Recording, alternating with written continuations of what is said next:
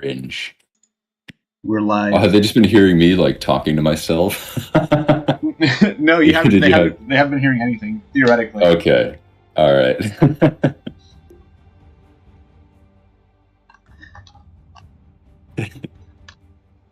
Yeah. So we have two teams here. Let's we can actually pull up some of these players, some of their Dota buffs, see what we can expect from these teams. Let's see, we have Team Pit here. UV, who we are expecting to play the position 1.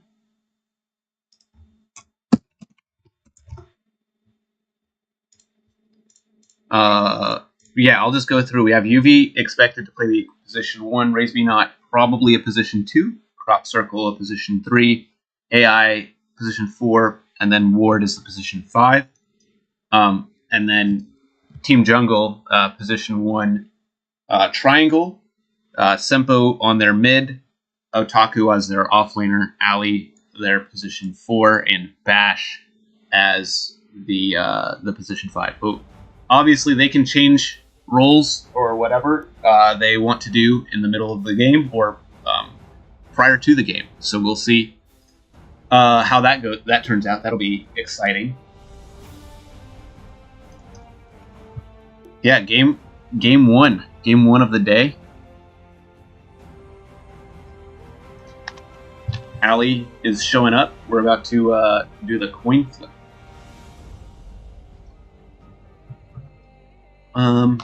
Hypothetically. Get a water bottle. I wish I remembered which team drafted who last week. I know that AI played the Marana, did not miss an arrow, so we can maybe expect to see a Marana today. Very strong play there. And then Ward played an incredible Warlock. So we'll see. We might be able to see those heroes again. I know Bash plays Night Stalker. Although if he's playing position 5, I'm not sure we'll see that. So we'll have to wait and see what happens there. Allies killing me here. Yeah, I loved playing with Ward's Warlock. Had a game, played with him. He bought Shard, and I tell you what, that man pressed W every time he had the opportunity, and that was nice. I enjoyed that. So far, though, let's see, who have we not seen? We haven't seen Foxmaster or Raze. We haven't seen UV, current Steam name Viking N69. That should get updated to UV in game, but we will see. Otherwise, I think we've seen everybody but Triangle on Team Wakanda Forever. I think we have seen all of them playing last week. Let's see here. Did we see 10 last week? Senpo? No, we did not see Senpo either. Okay. So I'm going to ask if both teams are ready, then we can go ahead and get a coin flip going. And I have to kick our emergency sub out of Team Wakanda Forever real quick here. Thank you once again, Johan. Absolute gamer. What a legend. Standing by with zero notice. Right, we've got Team Pitt's giving us a ready.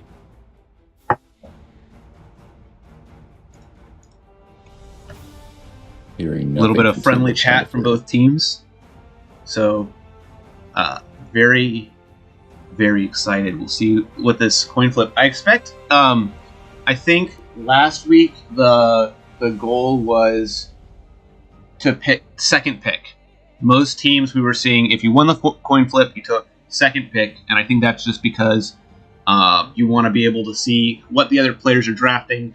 For a lot of these players, it'll be the first time they play together, or maybe they've played together a little bit over this week, but maybe their 5th game together ever. So developing those relationships and that sort of thing, you might not really know what exactly you want to do. So like having that time to like think about it while the other team's picking and figuring out your plan based on that, being able to react. I expect second pick to be the number one choice of everyone who wins the coin flip today. It is very nice being able to get that double bans, the double picks. Really carve your draft into their face. When you've got these really strong, just somewhat difficult heroes to deal with, particularly like this non-professional level of play, the bristlebacks, the juggernauts, the pudges.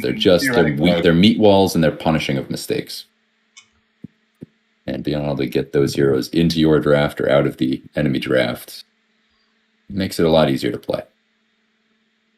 And we get a ready from Team Wakanda Forever.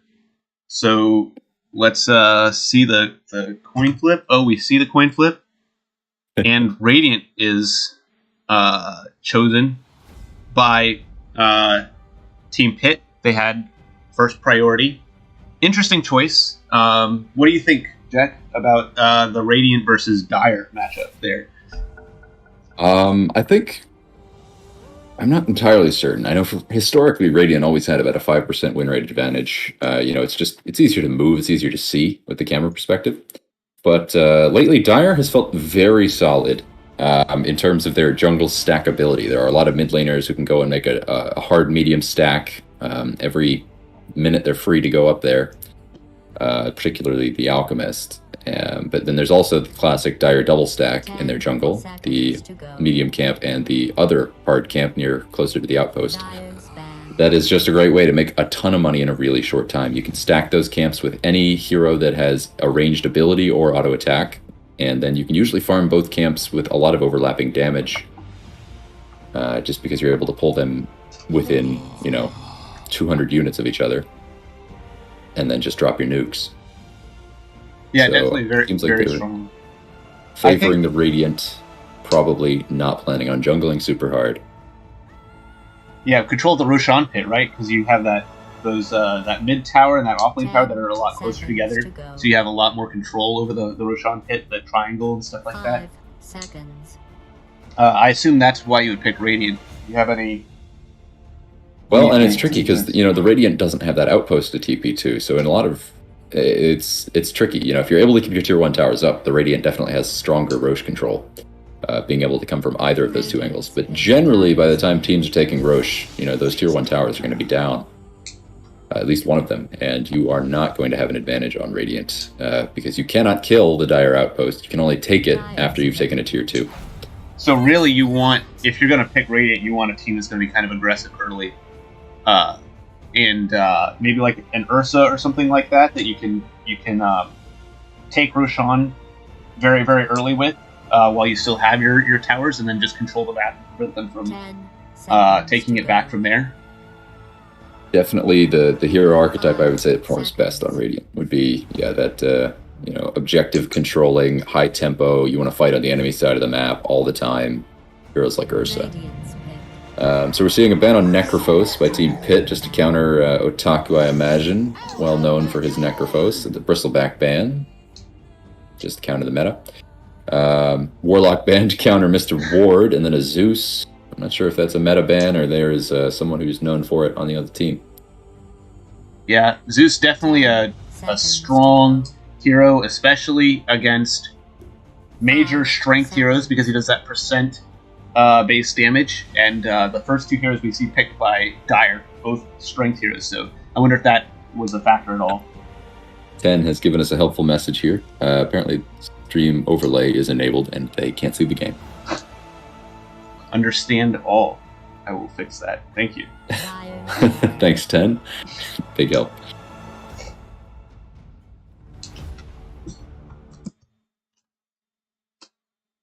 Let me look at that.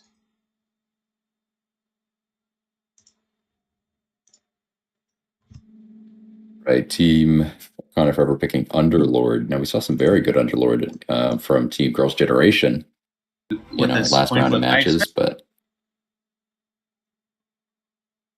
they are not here.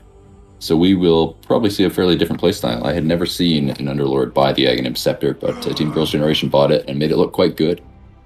It makes the pit slow, and it makes the pit also automatically summon around both ends of the Fiend's Gate, and they were able to deny massive chunks of area during team fights with it, as well as just the usual Fiend's Gate shenanigans, being able to fight with your whole team wherever you want. Yeah, definitely. And the other thing is, a lot of the time, it seems to me, especially if you're going for a very fight-heavy lineup, where you want to immediately, whoever is there at the other end of the fight, you want them to still be there when you get there, being able to cast your pit so that it stops them in place and they can't run away, so that everybody that you would have killed is already gone by the time you get there. I've definitely played against the Underlord Axe in some of my pubs. Not an enjoyable experience. Just having that instant lockdown from anywhere on the map, being able to cast a global spell, just can be that little extra bonus in a team fight, even if nobody comes through the portal, which usually it ends up being another, you go on somebody, and all of a sudden the rest of their 5-stack is on top of you. So, very strong. Especially, I had expected to be the Underlord to be very strong in competitive play. Yeah, and picking the Dawnbreaker as well, it seems it's very important. They want 5 heroes in fights, whereas we're seeing some more generic, kind of scrappier fighters, Witch Doctor, Ogre Magi on Team Pit, better for smaller scale engagements. We're also seeing bans on both Juggernaut and Lifestealer, the anti-spell carries, other than Anti-Mage, of course, and Viper. So it'll be interesting to see what they're wanting to pick. They don't want the enemies spell immune, and they also don't want them to have a spell immunity piercing slow, or just break. And that's the sniper pick here too, so that makes sense a lot with the global draft. Just being able to, if your sniper gets dove at any point in the game, you have at least 2 heroes who can immediately be there and protect him. And this also allows them to get a lot more of the split push or split team that you might expect some other teams to have difficulty with. The split push just not enjoyable, knowing when to like come up and like defend, or when to just push and see if you can base race them, and being able to like be everywhere at once. Really not fun for gonna be fun for Team Pit. 5 seconds. Yeah, and very ho-ho-ha-ha. We're seeing both Troll Warlord and Sniper picked. Troll Warlord very out of favor right now. So we will see if they're able to make it work, especially a high attack speed hero against Underlord's attack damage reduction can often be very solidly countered by Crimson Guard. And I'm just looking at this draft and I'm saying, from Wakanda Forever, I'm saying, how the hell are we going to kill this sniper, right? I mean, he's got an Underlord with Pit of Malice and Firestorm, and a Dawnbreaker with her ult and her hammer and her Q, and they've got Shakiro with every spell in his kit. It is going to be so hard to kill this sniper without losing your whole team. Yeah, definitely going to be a lot of lockdown, a lot of defensiveness, I think. I'm expecting, Team Wakanda Forever to be very, very defensive this game with this draft. But again, it is all about like what you can play, and who you're comfortable with and who you're not comfortable with.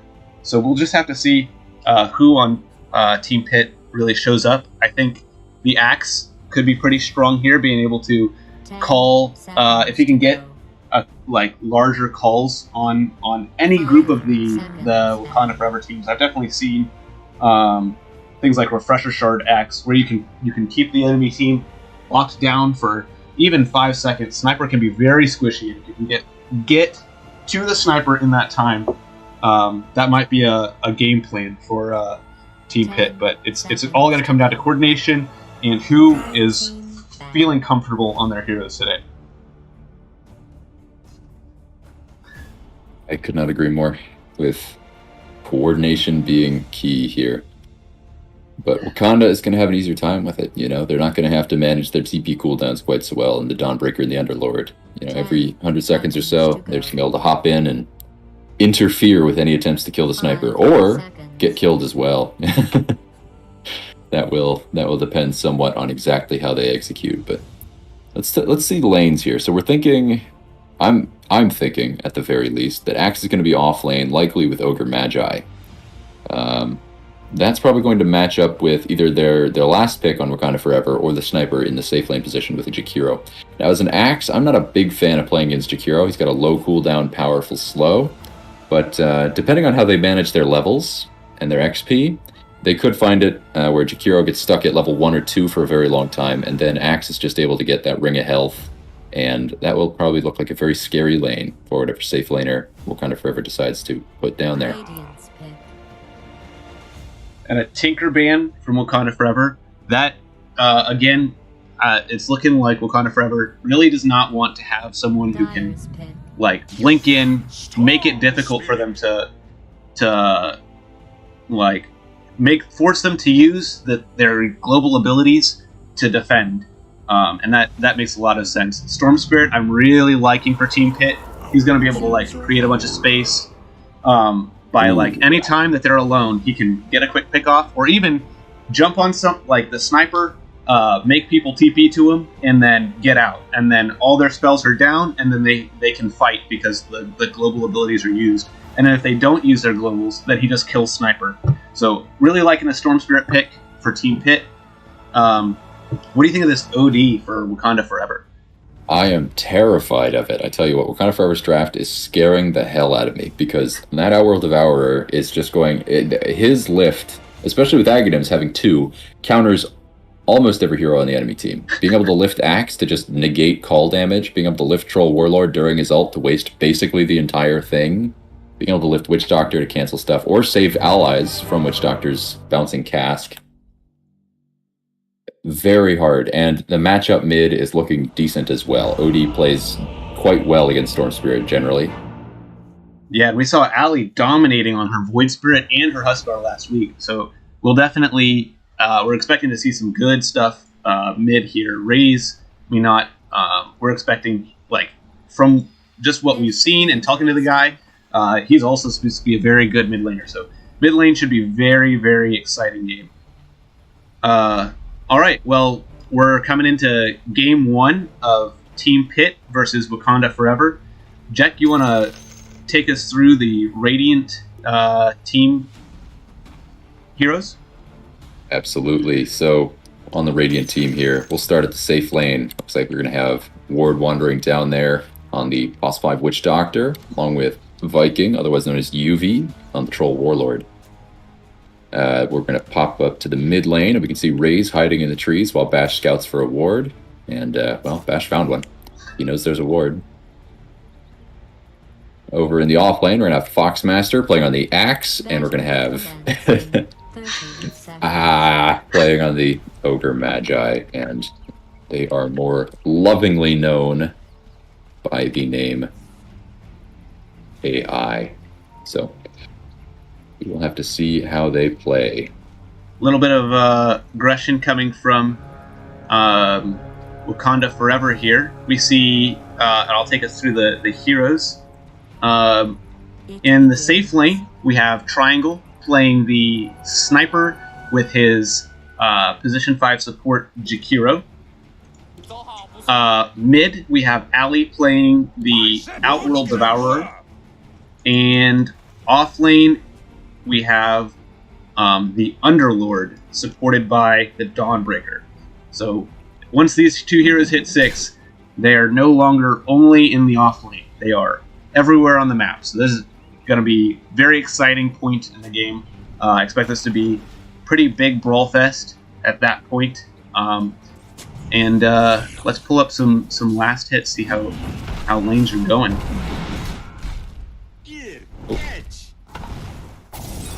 Sturdy trading in the bottom lane. Nobody coming out particularly on top. But Viking zone from his wave. He's not happy about that. Yeah. Has to just be trading with 10. Oh, and he might go down. I'm Gabe Newell. And underestimating that Dawnbreaker hammer. Thanks and have yeah, fun. Dawnbreaker very strong here this patch. Very difficult. But it will mean Ward gets a little closer to a 6 earlier. That Witch Doctor ultimate can be very strong for team fighting. Oh, and we see Shrapnel cast on the Ogre, and he will fall top lane to the Jakiro right clicks from the sniper. So we're seeing That's about the best thing that could have happened for Foxmaster, though. His wave is pushing in, his support is dead. He's just going to get lots of XP and probably a bit of gold as well. a little bit of harass on the Jakiro, and he's got that spin. We'll see if he walks up on the sniper, gets a couple spins on him, but looks like he's just going to back up, be satisfied with his farm. Mid lane, CS trading going fairly even, actually. Storm Spirit pulling a little bit ahead. One more last hit. Solid lane control. And pushing his wave forward right at the 2-minute mark so he can go to the runes when he needs them. Looks like Ward also getting slapped by Hammer Mommy in the bot lane. Triangle very deep under the Radiant Tier 1. He's about to fall to tower hits and right clicks from the Ogre. So Sniper maybe a little overestimating where he's at as far as ability to be aggressive. Maybe a little miscommunication there with the Jakiro, but again, in the mid lane, Ray's getting ganked by the Dawnbreaker. And Storm Spirit will fall to one more Dawnbreaker hammer. Dawnbreaker making lots of space and really making this game go well for her team. She is single-handedly responsible for 3 of the 4 kills that we've seen so far for the Dire team. And important kills, first kill, getting first blood on the carry, getting a gank on the mid before even 4 minutes. It's going to be very hard for our level 2 Troll Warlord to try and get back into a lane against an Underlord who's already got 2 points in Atrophy Aura. So we should expect to see the Radiant trying to get Viking to jungle. That is their primary goal here, is to get him ready to go and hide from the world. And you can see all three Dire cores are outpacing all 3 Radiant cores right now in terms of last hits. Dominating performance. And again, killing the enemy carry.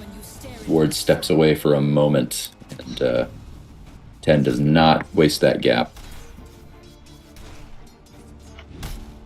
Yeah, it is important to remember that the laning stage is not everything, and being able to come in later in the game and come back, especially in Dota, where throwing is almost expected. So even if you lose your lanes, and even if you're like having a rough early game, you can almost always expect. Oh, Axe is going down. Axe will Too fall. much slow. Storm Spirit getting Triangle. ganked one more time in the mid lane. We see a TP from the Witch Doctor. The heal will give him a little bit extra life. The cask going back and forth. Or the cask. And it's a return kill on the Dawnbreaker. That's a 4-time streak, 300 gold to the Witch Doctor. And Storm Spirit gets to stay in lane a little longer. Yeah, he is just about to hit that pivotal level 6. He did not want to die there, and he is very happy that Ward has showed up. Yeah, good rotation from the Witch Doctor here. Dawnbreaker sliding back in, ODs. trying to keep that pressure. But the Witch Doctor's still here, still a cask, and Storm Spirit will walk away. My eternal Saved his life twice. Those are the very well-timed and executed ganks by the Dire team, but Ward just absolutely putting the kibosh on him. You can see we actually still have the Dawnbreaker hanging out. She does not want him to hit level 6. She has this window, and she is absolutely abusing it. And one might say that this Witch Doctor is a ward for mid over this Storm Spirit. Really defending him here, keeping him alive. See 10 slithering around, knows he's in the small camp, and just tower diving him.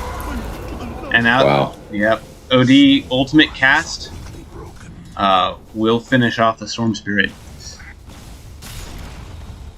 Team Triangle, or sorry. Team Pit coming out. Or sorry. Wakanda Forever coming out strong here. Starting off well. And we see a little aggression in the bottom lane. Ogre rotates, but not enough damage to really finish off the Outworld Devourer here. And he is level 6 as well. We see two heroes mid for the Radiant. Witch Doctor's still standing by. Gonna see if he can get a gank on this OD. Gonna be very difficult because he does have that Astral Imprisonment available, but... See? It is cast, but Witch Doctor will just go back top. Yeah, just going to use it and walk away. He's just waiting on that Meteor Hammer to show up on his courier. And now he's got it, and Storm Spirit's going to have to hope that he mistimes it. Stun on the Dawnbreaker, but the Outworld Devour will come back, make him back off. But the Storm Spirit zips in, will finish off the... Oh, he almost finishes off the Devourer, but he does get the Dawnbreaker. Sniper falls in the top lane. And it looks like Wakanda Forever will be setting up for a gank on Troll. 3 heroes bottom. Axe cutting creeps top. Gonna get some tower damage on this top tier 1. Dire's top tower is under attack. Troll's still level 5. Storm Spirit just does not have as much money as he is used to having, and he ran out of mana prematurely. No null tallies, no Kaya, no power treads, so he just found himself up shit creek without a paddle. Fortunately, he did just die to tower, so no XP gonna trade. And they're setting up for a gank on the Sniper here. Storm Spirit zips in, cast from the Witch Doctor. Axe walks in, will almost get the dunk. And the kill. Ray's melting to the shrapnel. that's team Pit looking like they're getting ready to get back in this game, working their way back in, getting a gank on the carry. And on that note, Ogre Magi been found by the Outworld Devourer, gonna eat that Meteor Hammer and slowly burn to death. Oh man! Shakira with a great ice path sets up the remaining 2 kills. Those circles are rough. That Meteor Hammer into the ice path, just that AoE control, very difficult to deal with. Dawnbreaker. Dawnbreaker, not giving a heartbeat of a break to the Storm Spirit, always on him, abusing the fact that right now she's stronger than he is, but that will not be the case for much longer. Yep. Still has not hit level 6 though. Maybe we'll expect to see her get that tome soon. Some aggression at the bottom tower. Storm Spirit TP's in. We'll see Zip on the Underlord, and he's gonna fall without being able to cast his ult. We'll get his ult canceled. Don't know that he would even be able to TP through it. Some body blocking from the Storm Spirit. No stuns, and they won't have the damage to finish off the Jakiro. Still a good rotation. They might be able to push this bottom tier 1, but they will might lose their tier 1 mid. Pause. It's like Bash is getting a bit of lag.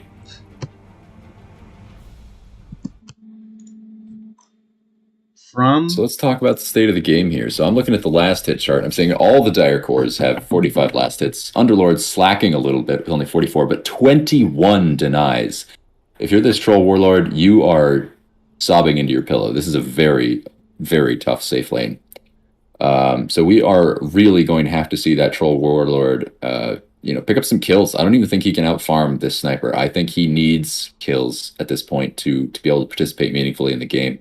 So we're going to have to find the Radiant finding some way to either set him up for him farming completely free while the Dire cores do not farm at all.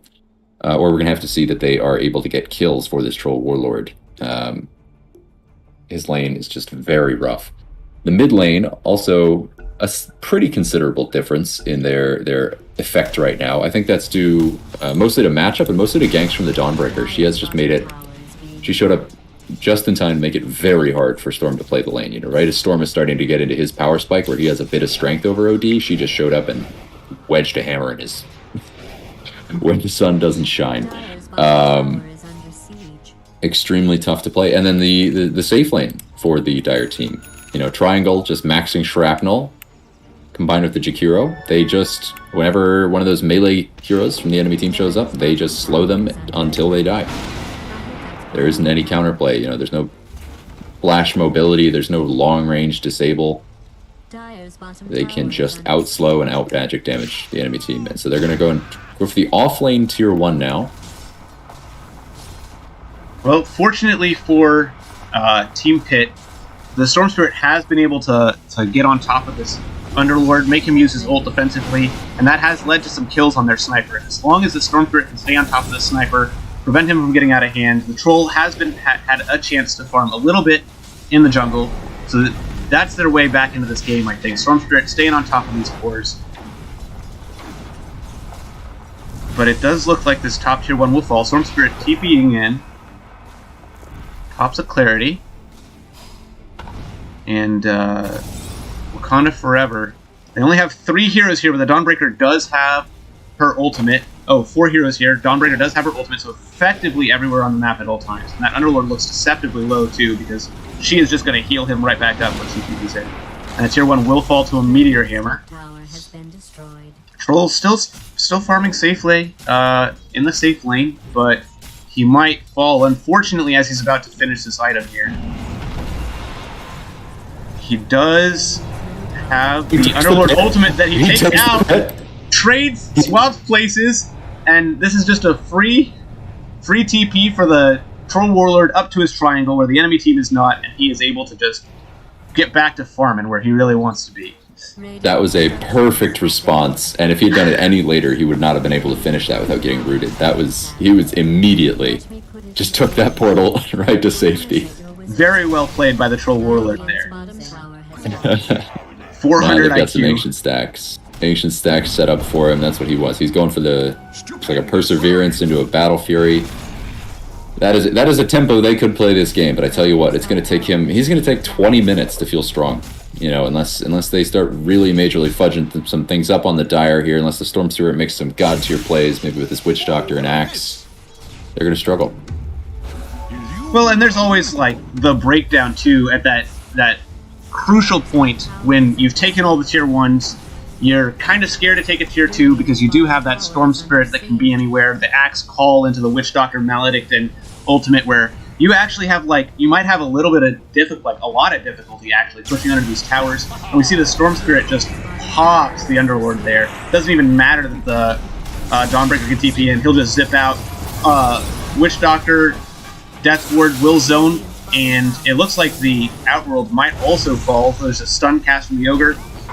But he will drop ultimate, get a Witch Doctor kill, and walk away. Axe standing by, doesn't have Blink, but yeah, as I was saying, you hit that crucial point, you want to push tier 2s, you're not really sure how because you have to get in an aggressive position for the sniper and really establishing that map control to be able to start taking that next tier of towers, the tier 3s as well, could prove difficult for the Dire here, Team Wakanda, where they have more, a lot more defensiveness and team high ground defense than they might have for actual aggression. So we'll see what happens there, because that could be a pretty strong turning point that we're at right now. And we do see them like scatter now. They all go back to their jungle, go hit some more creeps, and it seems like they need to figure out a path forward, how they're going to proceed to the next part of the game. The entire jungle available for Troll Warlord on his side of the map to farm. And he does queue up oh, that's Axe. Axe queues up a Blink Dagger next. I thought the Troll was. Yeah, Troll just going for a Perseverance, trying to get a Battle Fury hit in 14 minutes. That would be a great Battle Fury timing, but he has only got the Perseverance worth of gold here. And he's being assisted by both supports to be able to clear these camps because his lane just was not an easy one. And now we will see most plays, I think, being made by this Axe with his Blink Dagger on the way, and the Storm Spirit. Those two are on the case of trying to turn this game around. We see the Dire team playing very spread, fairly greedy, as they do put some slight pressure on the bottom tower. We might actually just see it fall for free. I'm seeing absolutely no opposition from the Radiant team, and I think that's best. They're going on the Jakiro mid, actually. And will bait the Underlord ult. Yep. Raze needs to jump before he gets pitted. There he goes. And he does, so they will only lose an Ogre. Oh, maybe, yeah. Ogre's in a rough position here. and he will fall, but they do save the bottom tier 2 tower, and they get a bunch of damage on this tier 1. TP's down, and even with these global spells, we're seeing Dire have to TP around the map to respond to Radiant's aggression. I don't really think that's what they want to do here, Jack. Yeah, they don't want to be playing reactively. They want to be forcing the reactions here, but they saw that Storm Spirit mid. It looked juicy. Excellent call from the Axe, followed by the Witch Doctor ultimate, but the OD will imprison himself, and it will result in the Witch Doctor falling. Everyone else gets out all right. Almost. Oh. We do not have Pit of Malice. Meteor Hammer canceled. Storm Spirit still alive. Troll casts his ultimate, still has his pit. The Dire team very low. Wonder if the Storm Spirit looking OD. for this OD. Troll will fall. And Let's they see if OD shows. stun on the Jakiro. Dunk on the Dawnbreaker. Meteor Hammer, Storm Spirit. OD will miss the combo. Cast will finish the OD. Jakiro in a lot of heat right now. Storm Spirit going for the rune. Vulnerable to the silencer. But he will fall to the Outworld Devourer.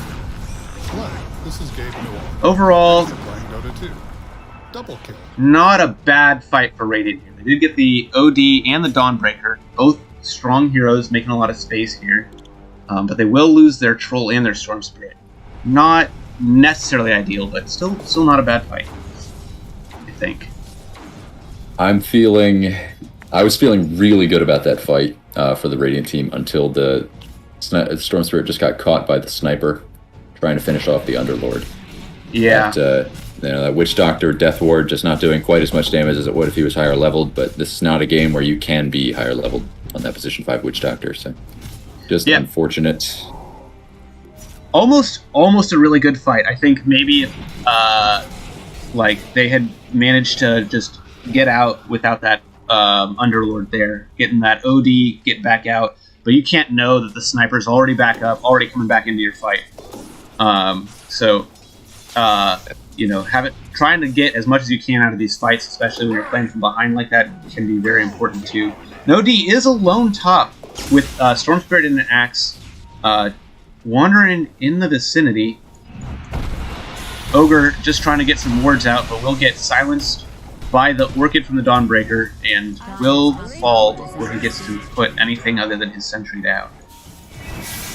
But in response, the OD gets called by the Axe. Storm Spirit jumps the OD. Does get his ultimate off though, and it looks like He is already dead. Yeah, Storm Spirit's already dead. Axe will also fall, so Senpo difficult again, place just to controlling that mid laner, going for the Orchid first item.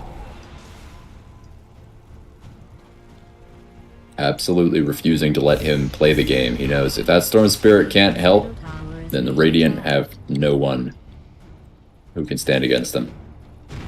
Or, who can stand against the Dire, I should say. Troll Warlord here, still just trying to finish that first item. 5 minutes on from when we last looked at him. It is a very tough game. His map is so small. And Troll Warlord, not a hero particularly good at comeback farming unless he's already finished an item. You might see that he ends up pivoting, trying to get a Maelstrom just so he has something that can help him clear creeps. Smoke from Team Pit. Axe will find the Dawnbreaker. Call into cast. Storm Spirit zips and Dawnbreaker will fall.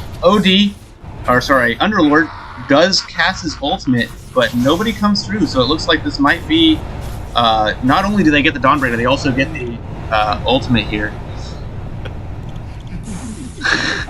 I'm playing around with the cast. So I would have been very excited to see the Radiant team just all decide to take that Underlord ult and slap the hell out of him. But and we do see you can never tell what's on the other side. Sniper in his triangle, alone, with both of the universal spells down. would be very difficult for the Radiant to find here, but that is one thing that you can do sometimes when you're behind. You bring 2 sets of smoke, you smoke once, they don't expect you. After you get one smoke kill, to get the second one, and he's right by the sniper here. Dawnbreaker TPing in, but it looks like he's going to have to get out because there's 5 Dire heroes around this Storm Spirit. But space created. Axis farming, Troll's farming. He is not full mana here. They could conceivably chase him down. And Dawnbreaker will run. She's a bit ahead of her team. There is a smoke, so they don't see him until Witch Doctor pops a smoke. Will be a sacrificial hero here as he falls to the Underlord. Storm Spirit zips on the Dawnbreaker. Very low mana. Will fall to the Meteor Hammer combo, and Ogre also. Very low. You see Troll Warlord, though, able to make it out. Going for a BKB now, just so he's able to take fights. But he is not going to find much to do behind that tower other than run away. Axe farming the triangle, trying to get himself some blade mail so he can start contributing against the sniper and OD, who could conceivably kill themselves from full health against blade mail if they're going a greedy enough build. We see Sniper queuing up a Radiance for some reason. And we see maybe magic damage Sniper with the Yasha and the Dragon Knights. And then in the top lane, Foxmaster getting caught by the OD. Ooh, and a mistimed Meteor Hammer might set him free here. Dawnbreaker trying to join in, and nope, he's got another Astral Imprisonment. Dominating, I guess. And that Orchid on the Dawnbreaker just murdering the Storm Spirit, making it almost impossible to play his game. Very difficult. Tip coming from Dawnbreaker. Yeah, he just does not have the mercy of being able to buy an item that saves him from that Orchid that early in this match, and you know, 10 has the money to buy it. So he is in a very bad spot. That is not what you want to see when you're playing a blinky, high mobility dependent mid like the Storm Spirit. I see his courier actually trying to get to the shop. Ooh, missed attack by Jakiro as OD's going on some Radiant heroes here. Double Imprison. Catches Troll. Blows him up. Oh man, that's rough. Storm Spirit is up in 6 seconds though. We do see it becoming more and more difficult. They have no tier 2s right now. And Wakanda Forever is 4v5ing right now. Really finding those pickoffs. And Sniper is just farming away all game. Very, very difficult game, I think, for the Radiant here. What do you do, Jack? Sniper what has do you do? finished his Radiance. That is a Radiant Sniper we're seeing here. What do you do if you're on the Radiant? Well, what you do starts 23 minutes ago, but you know, it is very, very hard for this Radiant team. You know, the Troll Warlord, already not an amazing hero this patch overall in terms of the heroes he matches up well against, and in this game he is just, I mean, we're looking at the net worth here, he is struggling. He is less than half the net worth of the enemy carry, and you don't want to be in that spot.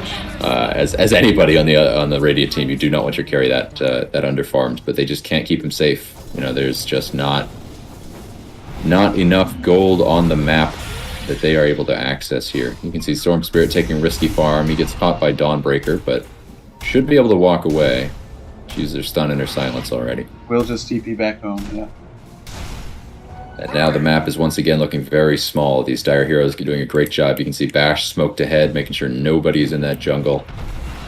Making sure they have good vision to keep it that way.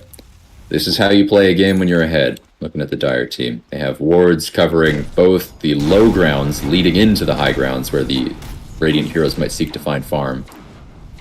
And that will help them know. I don't think they're actually able to see here. Let's see. Yeah, they were not able to see those Radiant heroes, but they just saw Ogre Magi cross into the triangle. But they don't care so much. They don't have an Aegis. They do have an Aegis. They have it on their pos 4. I looked at their mids, didn't see it, assumed they didn't. But no, triangle. Not having the Aegis. 10 taking it instead. And they are just going to try and brute force this high ground. I mean, there's just not much chip. There are very few ways that the Radiant could possibly kill the Dire heroes. Oh, almost. little too early. It's very, 0.2 of a second too early. And as a result, he is dead. No buyback. Is very close to the call, but that Orchid cast time is so quick. Well, and he landed on that Meteor Hammer. Axe indeed misjudged. What a good voice line usage by Foxmaster. Start seeing the first set of barracks fall in this game. OD catching whatever he wants, whatever he looks at, he grabs. Triple Meteor Hammer, triple kill. These circles are very, very difficult for Team Pit to deal with. Just lots of it's just a really easy draft to play. You know what I mean? You have 3 heroes that can just make it impossible for you to get to the silence. You've got a save on the Outworld Devourer who can also kill on his own, and you've got global heroes that can just be anywhere and everywhere. So very much easier draft to play for the Dire. Radiant playing their hearts out. The Storm Spirit really making space around the map. Trolls really trying to find these finish his items, and Axes. We've seen some solid calls from him, but the level disadvantage and the ability of Dire to just cast spells on spells just makes it so difficult for Radiant to get back in this game. Call on 2 with the Blade Mail will bring down the Outworld Devourer and the Underlord. We see a zip from the Storm Spirit, almost brings down the Sniper, but the Life Steal will keep him alive. Buyback on the Storm Spirit and the Axe. And we see a call again on 2. Sniper will fall to the Dunk. They will get the Aegis on the Dawnbreaker. And Jakiro maybe going to fall to some Storm Spirit clicks. Strong Ice Path. Storm Spirit dodges it. Dawnbreaker will TP home. But they get the rest of the Dire there. Wow. Yeah. Wow. That is a huge fight for the Radiant here. Very good. 952 gold.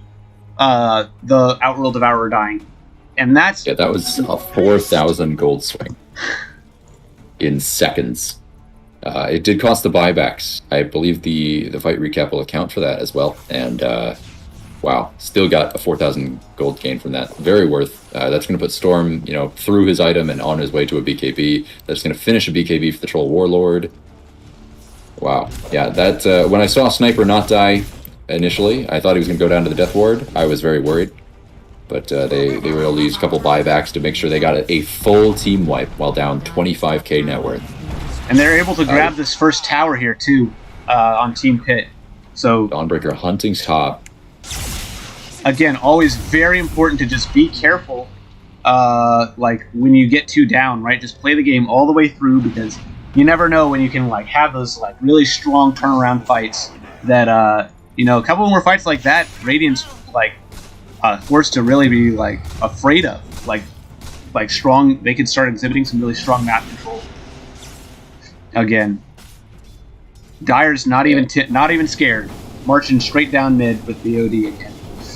Yeah, they know the longer they wait to do that again, the more items they're going to finish on the Radiant team. And they still have that overwhelming strength.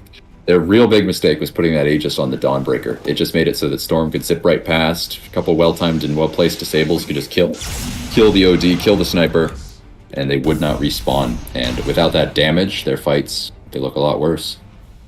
But we'll have to see some more amazing calls from Foxmaster on the Axe in order to keep the Radiant in this game.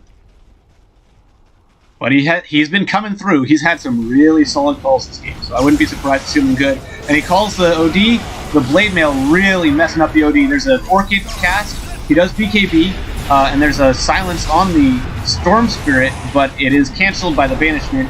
He will fall anyways, and that's the axe from Storm Spirit down. It will make it very difficult for Team Pit to continue to defend here, though. That BKB coming through on the OD there. Ogre will fall, and it looks like they lose maybe this set of barracks here. Yeah. Atos Underlord not going to let you stand there. That is an illegal play you have made. And, Underlord is going to send you straight to jail for it. Radiant's middle barracks is under attack. And that will be Mega Creeps on the Dire. Dire has spawned Mega Creeps. They are at a basic level fundamentally capable of surviving Mega Creeps. But Mega Creeps +5 heroes, I just don't think they're in a place where they can handle it. We should see one last hurrah. Underlord dropping low.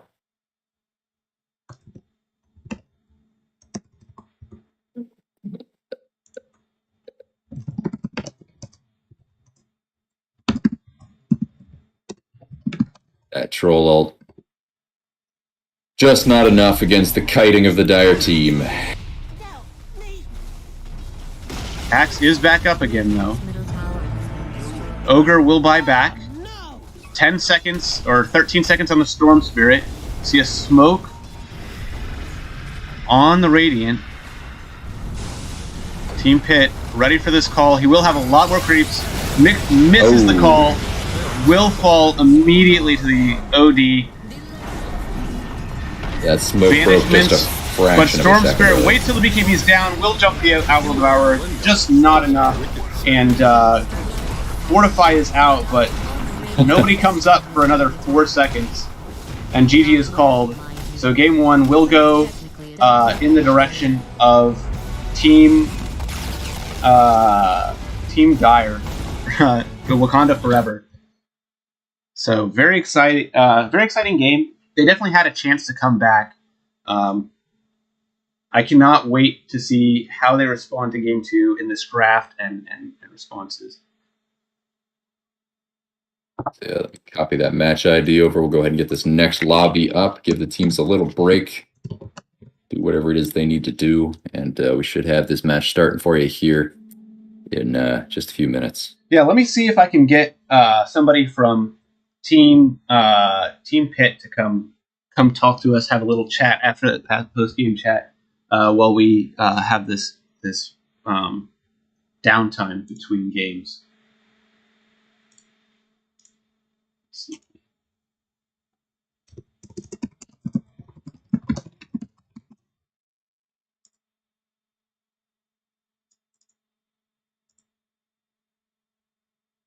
Yeah. It was this is a good game. We definitely saw some performances, like strong performances from both teams. The Witch Doctor TPing in to save the Storm Spirit constantly. And then Team Triangle, the Ogre available. having some solid stuns. The Axe, really good calls. Just had difficulty putting it together. Had a more difficult draft to execute too. Yeah, when you saw the Dire team winning all the lanes, that was not how that was going to go for the Radiant. The Radiant was not going to win that one. We saw Foxmaster hop into lobby. Might be able to drag him in for an interview. Yep. Let's talk to Foxmaster real quick.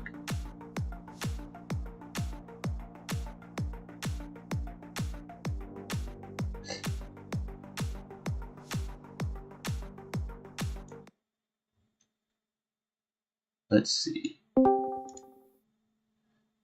Foxmaster, how are you doing? Yo.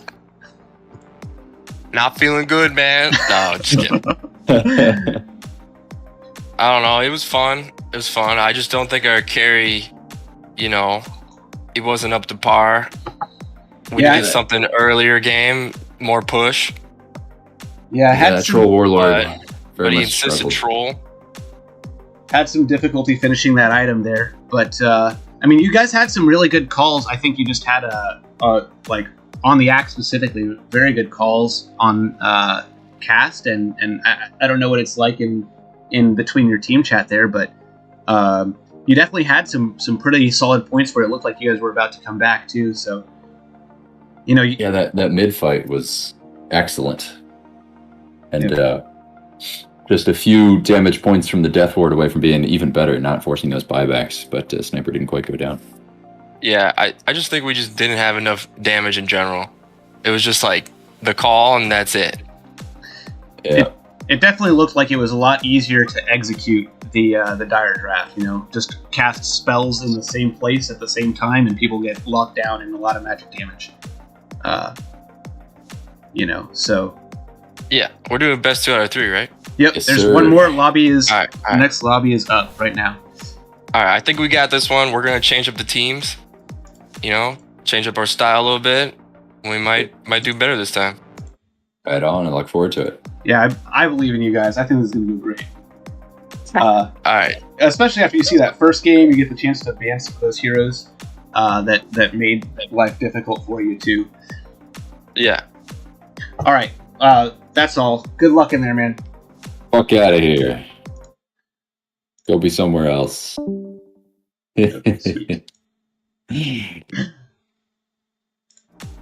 Alrighty. We will wait to see all of Team Pitt join their lobby. And looks like Yuvi's in here. So let's make sure we're all in our slots. You as well enter. And Yep. go ahead and ask if both teams are ready. So last game we saw that Team Pitt won the coin flip and got to choose Radiant. So this time we will see the other team getting to choose their side of the map or draft.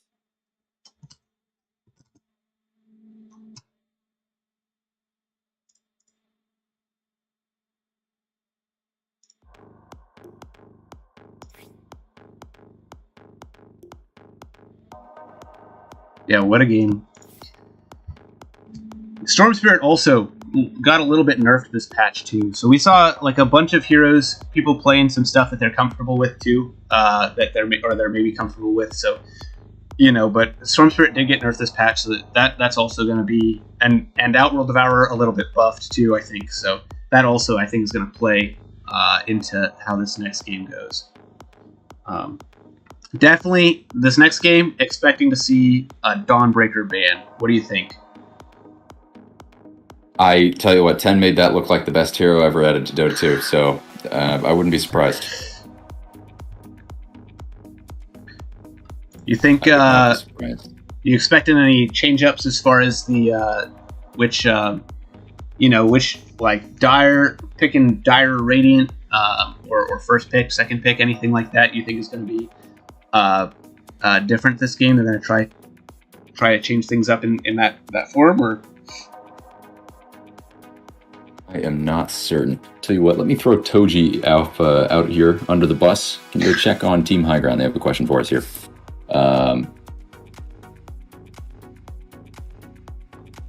And what were you saying, Enter? I didn't hear you at all. Oh no, I was just saying. You think that so obviously the draft I think played into that, but also the like having that first pick, you think is gonna like change people? Gonna try and maybe like they could also try and pick the Dawnbreaker themselves. Obviously, last weekend that's what happened, right? We saw the Juggernaut performed very well in game one, and so the other team took first pick and then picked the Juggernaut. You think we might see something similar with the Dawnbreaker here, or change up like which side they pick, Radiant or Dire, or what they do here? I'm not anticipating that'll make a major difference here, to be honest with you. I think it was a pretty sturdy difference in draft and play. And we'll have to see, a change in maybe just I think in draft, honestly, it was very hard to play that Radiant draft, and I just don't think that the Radiant were, ready to play it. That the safe lane that they set up, Witch Doctor, great hero in basically every lane, but with Witch Doctor or with the Troll Warlord, he just does not compare to an Underlord Dawnbreaker off lane. There's the best Troll Warlord in the world would use his knowledge to just not play that lane because of how hard it is to play. Just immediately go to jungle. Yeah. He would just say, okay, I'm gonna get like level 3, right? And I'm gonna try and we're just gonna try and chain pull the small camp, and then I'm just gonna hope they don't tower dive me too hard, Yeah. That is just not a lane that he has the tools to deal with. Maybe at level 1, but it's just such a hard lane. Troll is not a very, very strong laner, especially not in these really divey commit type lanes, like any lane with a Dawnbreaker in it, because she can just basically full health your carry. Not completely, but with the slow from the hammer and the stun from the other hammer, her right clicks and her teammates' right clicks, basically anyone's going to die unless they've got, a way to jump out, a way to trade burst damage, a way to dodge damage, and Troll has none of that. Yeah. As someone who has played against Dawnbreaker before, even as a ranged drow, you can have like a lot of difficulty. She's mobile. She does a lot of damage. She has stun. She's hard to kill. She has pretty much everything that you would want in an offlaner, and especially as a position 4. You were seeing her dominate the Storm Spirit even with almost no farm, just because her spells are really difficult to deal with in the early levels. All right, and I'm going to try and talk with the teams here, figure out Team Wakanda Forever, now getting to choose if they would like to choose pick order or map side. And Team Pitt, since they won that last coin flip, not gifted that privilege. But yeah, I'm expecting Team Pitt to mix things up a lot here, and we should see some very different play from them here. Okay, Bash is choosing to take second pick. All right, and Wakanda Forever. I do think I have like a 53% win rate on Dire and only 50% on Radiant 2 this patch. So that's personal anecdotal evidence, but I personally think Dire is easier to play. So we'll see if the Team Pitt takes Dire here, makes it, and you know, it might make a difference. It might not. We'll see. But my perspective is biased. I love to play Radiant as Nature's Prophet. I don't do a lot of stack farming, and it's a lot easier to split push on the Dire side of the map, in my experience. So, and Team Pitt will take Radiant, so it looks like we can just we'll take those around again. Viking hopping into the broadcast channel. I think there's a button for you to swap the teams around. At the top. Yes. Ooh. Button There you pressed. Very cool. Oh, now I've confused everybody. My greenness showing its head again.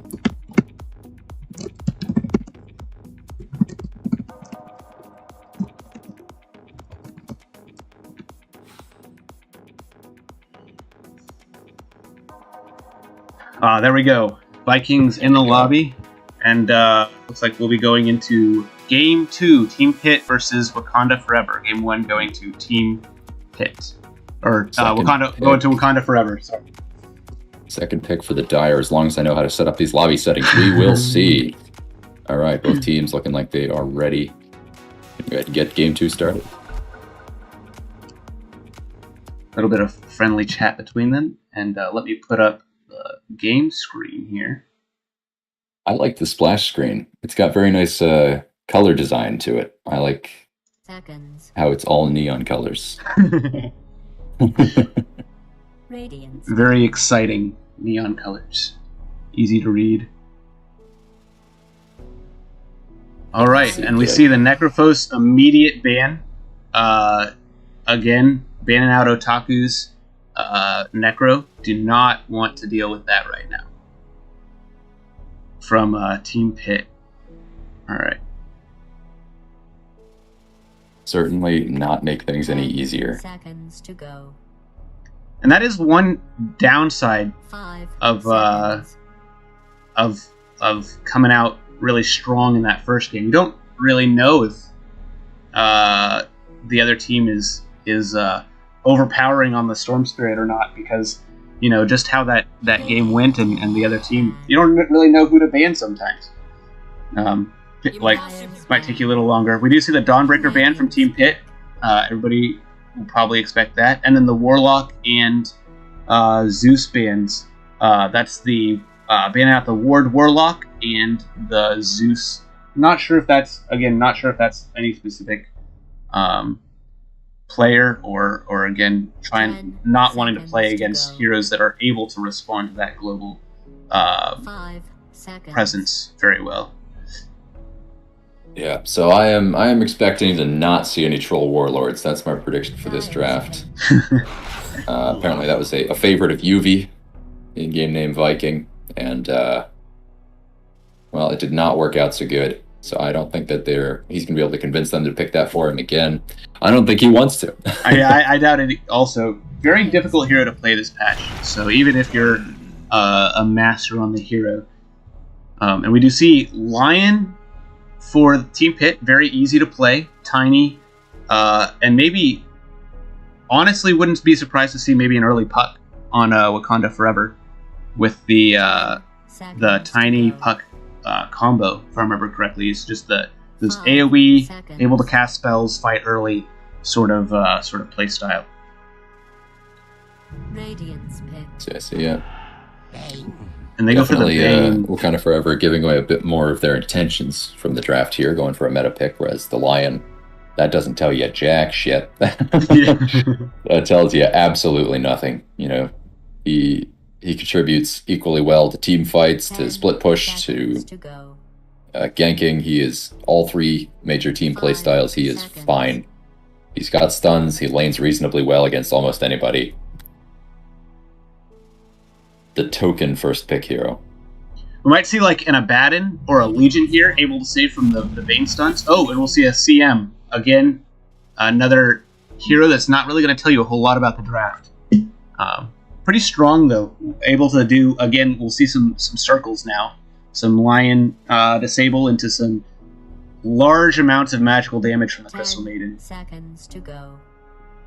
Both the Lion and Crystal Maiden getting picked. Interesting. Probably a Crystal Maiden playing in a greedier position 4, where that hero can really excel, getting a bit more XP. But it's hard to say. You know, neither of those heroes roams exceptionally well, but they both do it okay. If they can smoke behind the mid and they get a good double disable, that'll usually lead to a kill. But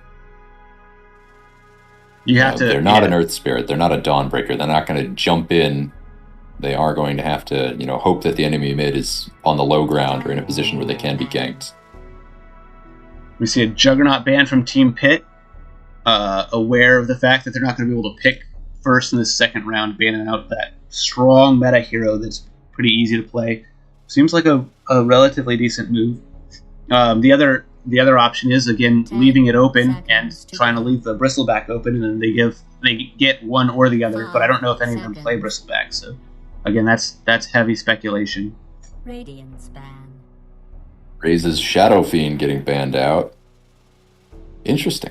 Dyer's ban. I would not be a huge fan of playing Shadow Fiend against a Bane Tiny, but maybe they just don't want to risk it. It is his signature hero. His name is Raze. His profile picture is Shadow Fiend.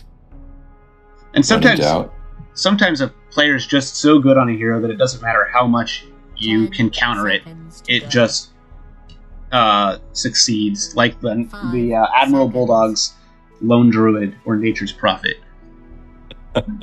You do not ban Shadow Fiends because you can counter Shadow Fiend. You lose to Shadow Fiend. Next game, you ban Shadow Fiend because you're not stupid.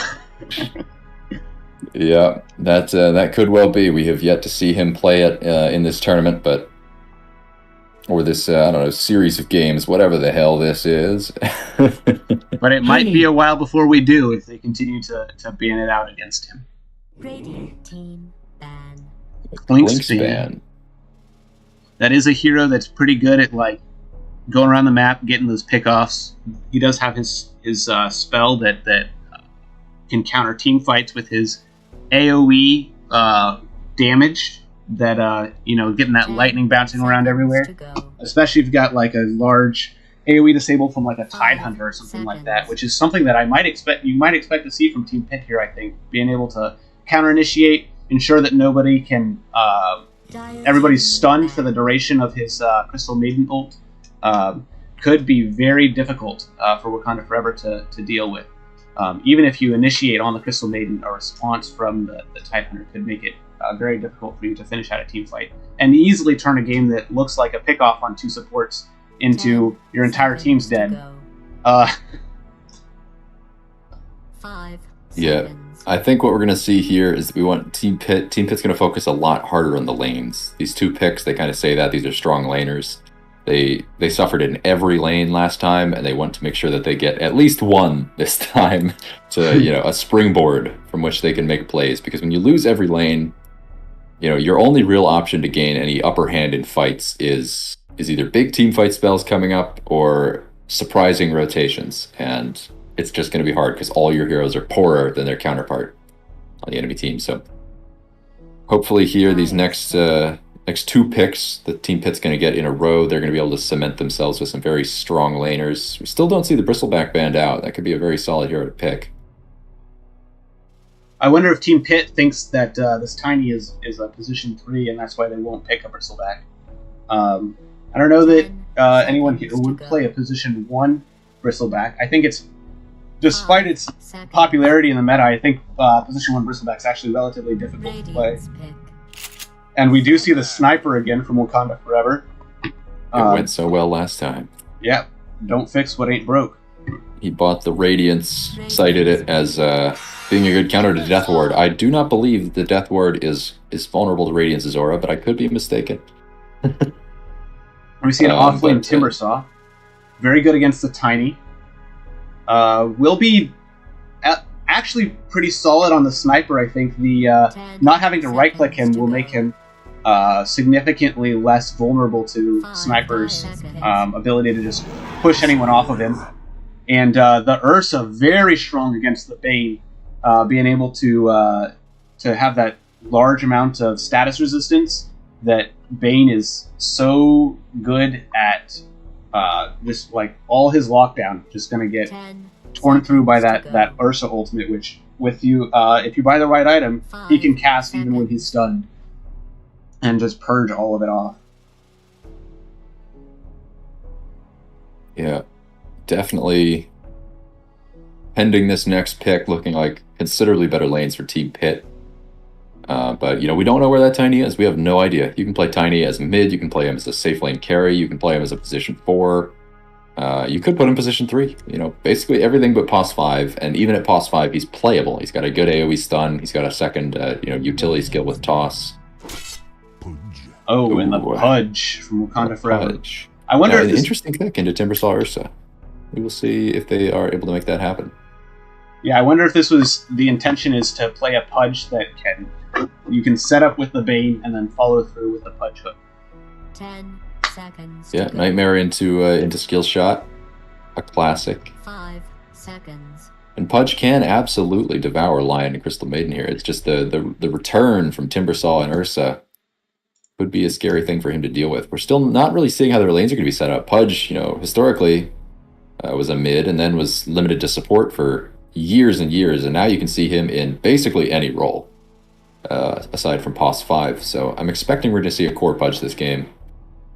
And I'm expecting Timbersaw and Ursa to deal quite well with him, but we will see how that goes. Maybe he pops off, gets a few stacks of Flesh Heap early, and the Timbersaw is not at liberty to max his Q.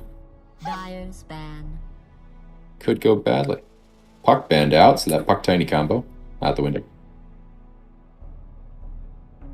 Yeah, I think a lot of this will come down to this mid matchup. We saw the Outroll Devourer and the Storm Spirit, very potent players and heroes for their teams, very much determined the pace of the game, it seemed like. So I think I am expecting that this last pick is probably the mid heroes for both teams, especially based on what bans we're seeing right now.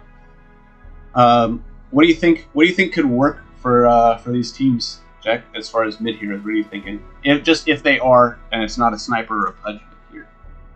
Well, we'll start with the Radiant team here. So the Radiant team, currently I'm seeing just these are all side lane picks, or either of those cores could go mid in some matchups, but could absolutely not in others. Mm-hmm. So we're expecting to see a mid pick come. What they want to do is they want to get Ursa and Timbersaw just on top of Sniper. Right now, Sniper and Tiny, assuming Tiny's a core, because that's the least favorable assumption. Those are the damage heroes, right? Pudge, even at his worst, doesn't do a fight-ending amount of damage at long range or an absolutely hero-picking amount of damage at close range because you can stun out Dismember.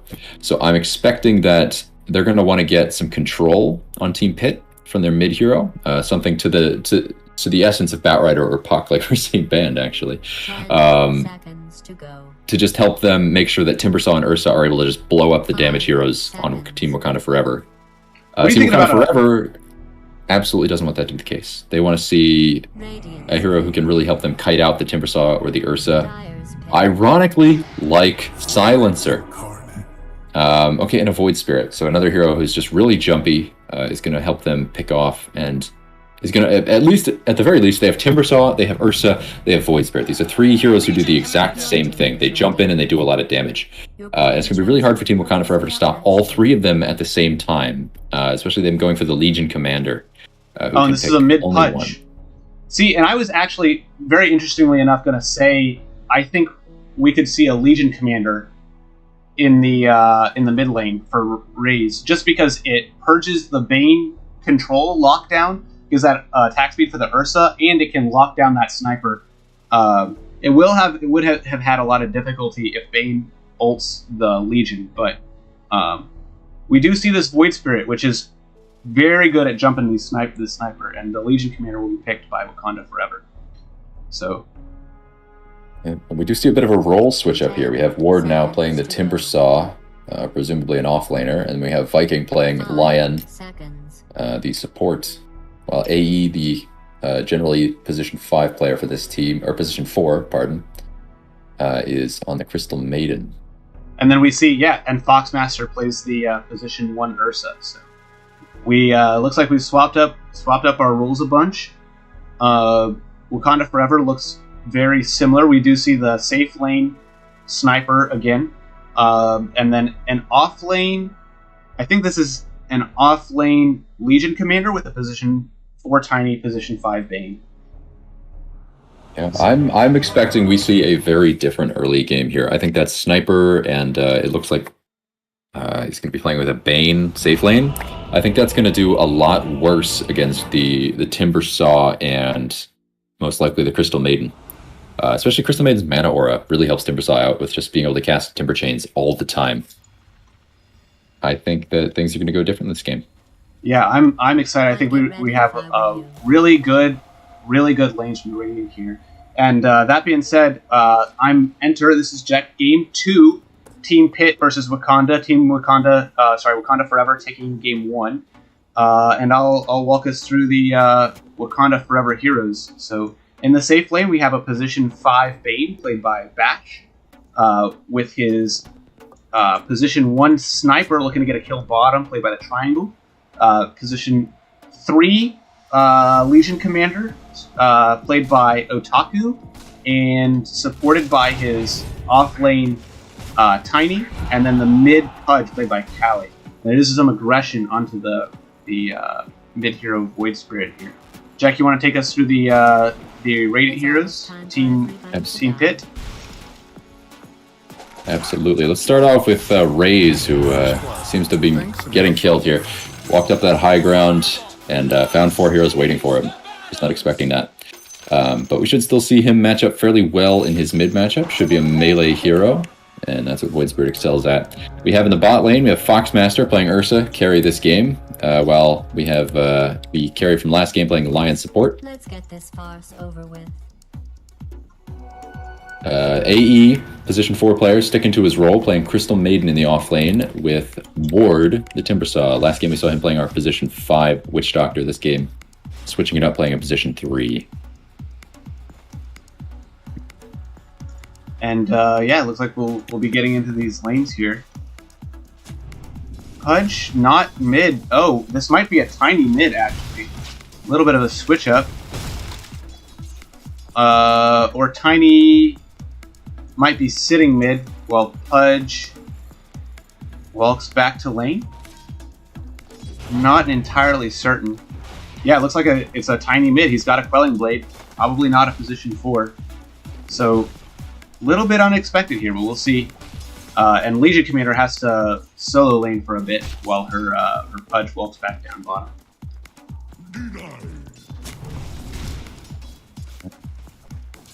Just in this early lane, we're seeing what you usually expect with a Tiny. He's using his tree grab to just gain last hit and deny supremacy, but we'll see if he can keep it up as Raze gets more mana, more able to use his spells. Down bot lane, Callie showing up very late on account of her little trek, and Foxmaster Ursa already hitting level 2 with Viking Lion standing by. Wave pushing up there. We're seeing a more favorable wave position, I think, for the Dire team so far in their side lane.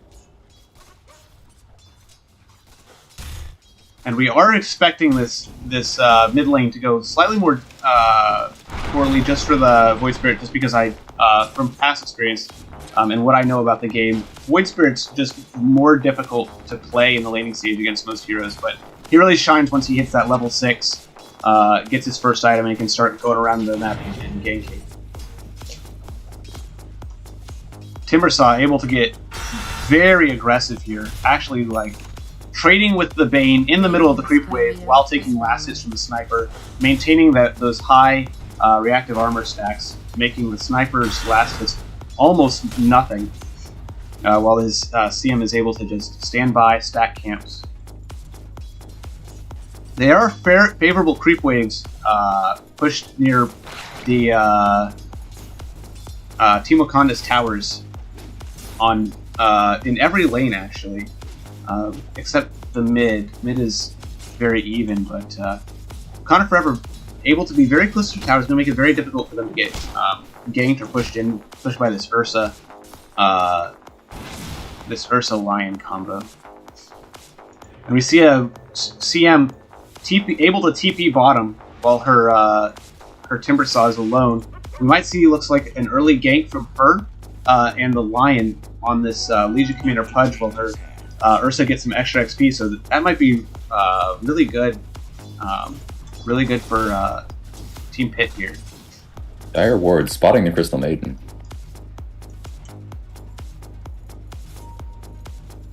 Lion looks like he's walking top. Okay, so it might have just been a support swap out here. We do see again all of the Dire heroes, Team Wakanda Forever, able to maintain last hits greater than their Radiant counterparts. But yeah, what do you think? So as we go through this laning stage, Jack, what do you think is the next step? So after we get out, stun is hit on the Tiny in the mid lane, and Void Spirit will be able to go play very aggressively, but he will miss the dissimulate, so it won't turn into a kill. Tiny now playing at a pretty severe disadvantage. Casts his last avalanche, but he won't have mana for anything else until he walks and grabs his rune. Yeah, as I was saying, what do you think we expect to see early here? Maybe a rotation top, take this, push the sniper's tower out from the CM. Well, we're seeing Foxmaster now coming into his own, laning against two melee heroes as an Ursa. With just a bit more support from AE, he should be able to establish himself as able to lane maybe solo against these two heroes. And then we'll have a very good situation where Ward can solo and Ursa can solo, and both these supports are free to just roam the map. Right now the mid lane looks to be going about neutral, although, the toss damage, not enough to kill Raze, but enough to discourage him. But they both mid laners get a salve delivered right after that trade, and they are really on even footing. Very tight mid matchup, and Legion Commander does take down Crystal Maiden in the bottom lane. Looking at cooldown, looks like she got hit with a hook from the Cali Pudge. Cali Pudge now taking some hits. We'll get healed back up with the Legion Commander, who that spell is going to make it easier for her to get through this laning phase, especially with the Soul Ring, able to cast it more frequently. And we see some aggression from the Crystal Maiden. We'll get her Crystal Nova off, but doesn't follow through with Frostbite. He's struggling to keep his HP up using that Soul Ring. And, is kind of far forward. We'll see the Frostbite, and Legion Commander will fall to the Ursa. Same time, Triangle gets a pick off onto UV in the top lane. Looks like he was just tad out of position, got hit with a bit of the sniper magic. And the Nightmare locking him down, holding him still. Sniper very far forward, but Timbersaw's going to be very difficult to kill, I think. Now the mid lane at the 6-minute power rune is the place to look. It looks like both supports are rotating mid, but Cali gets there first and is able to guard that little regen rune. So 10 is going to get it. Big shame. Raze definitely wanted it, so he opts to go back to base. He needs to be topped off. He does have that level 6, though, so we are expecting to see a gank from him pretty soon. And we see Pudge rotating bottom for this Ursa.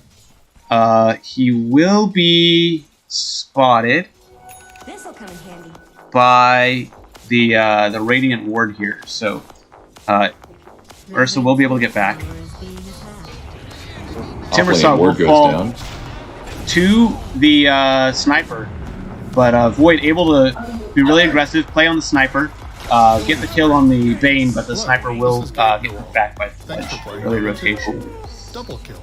And Yubi stepping in to try and get that Earth Spike is finished off by Shrapnel, and then a rotation from 10.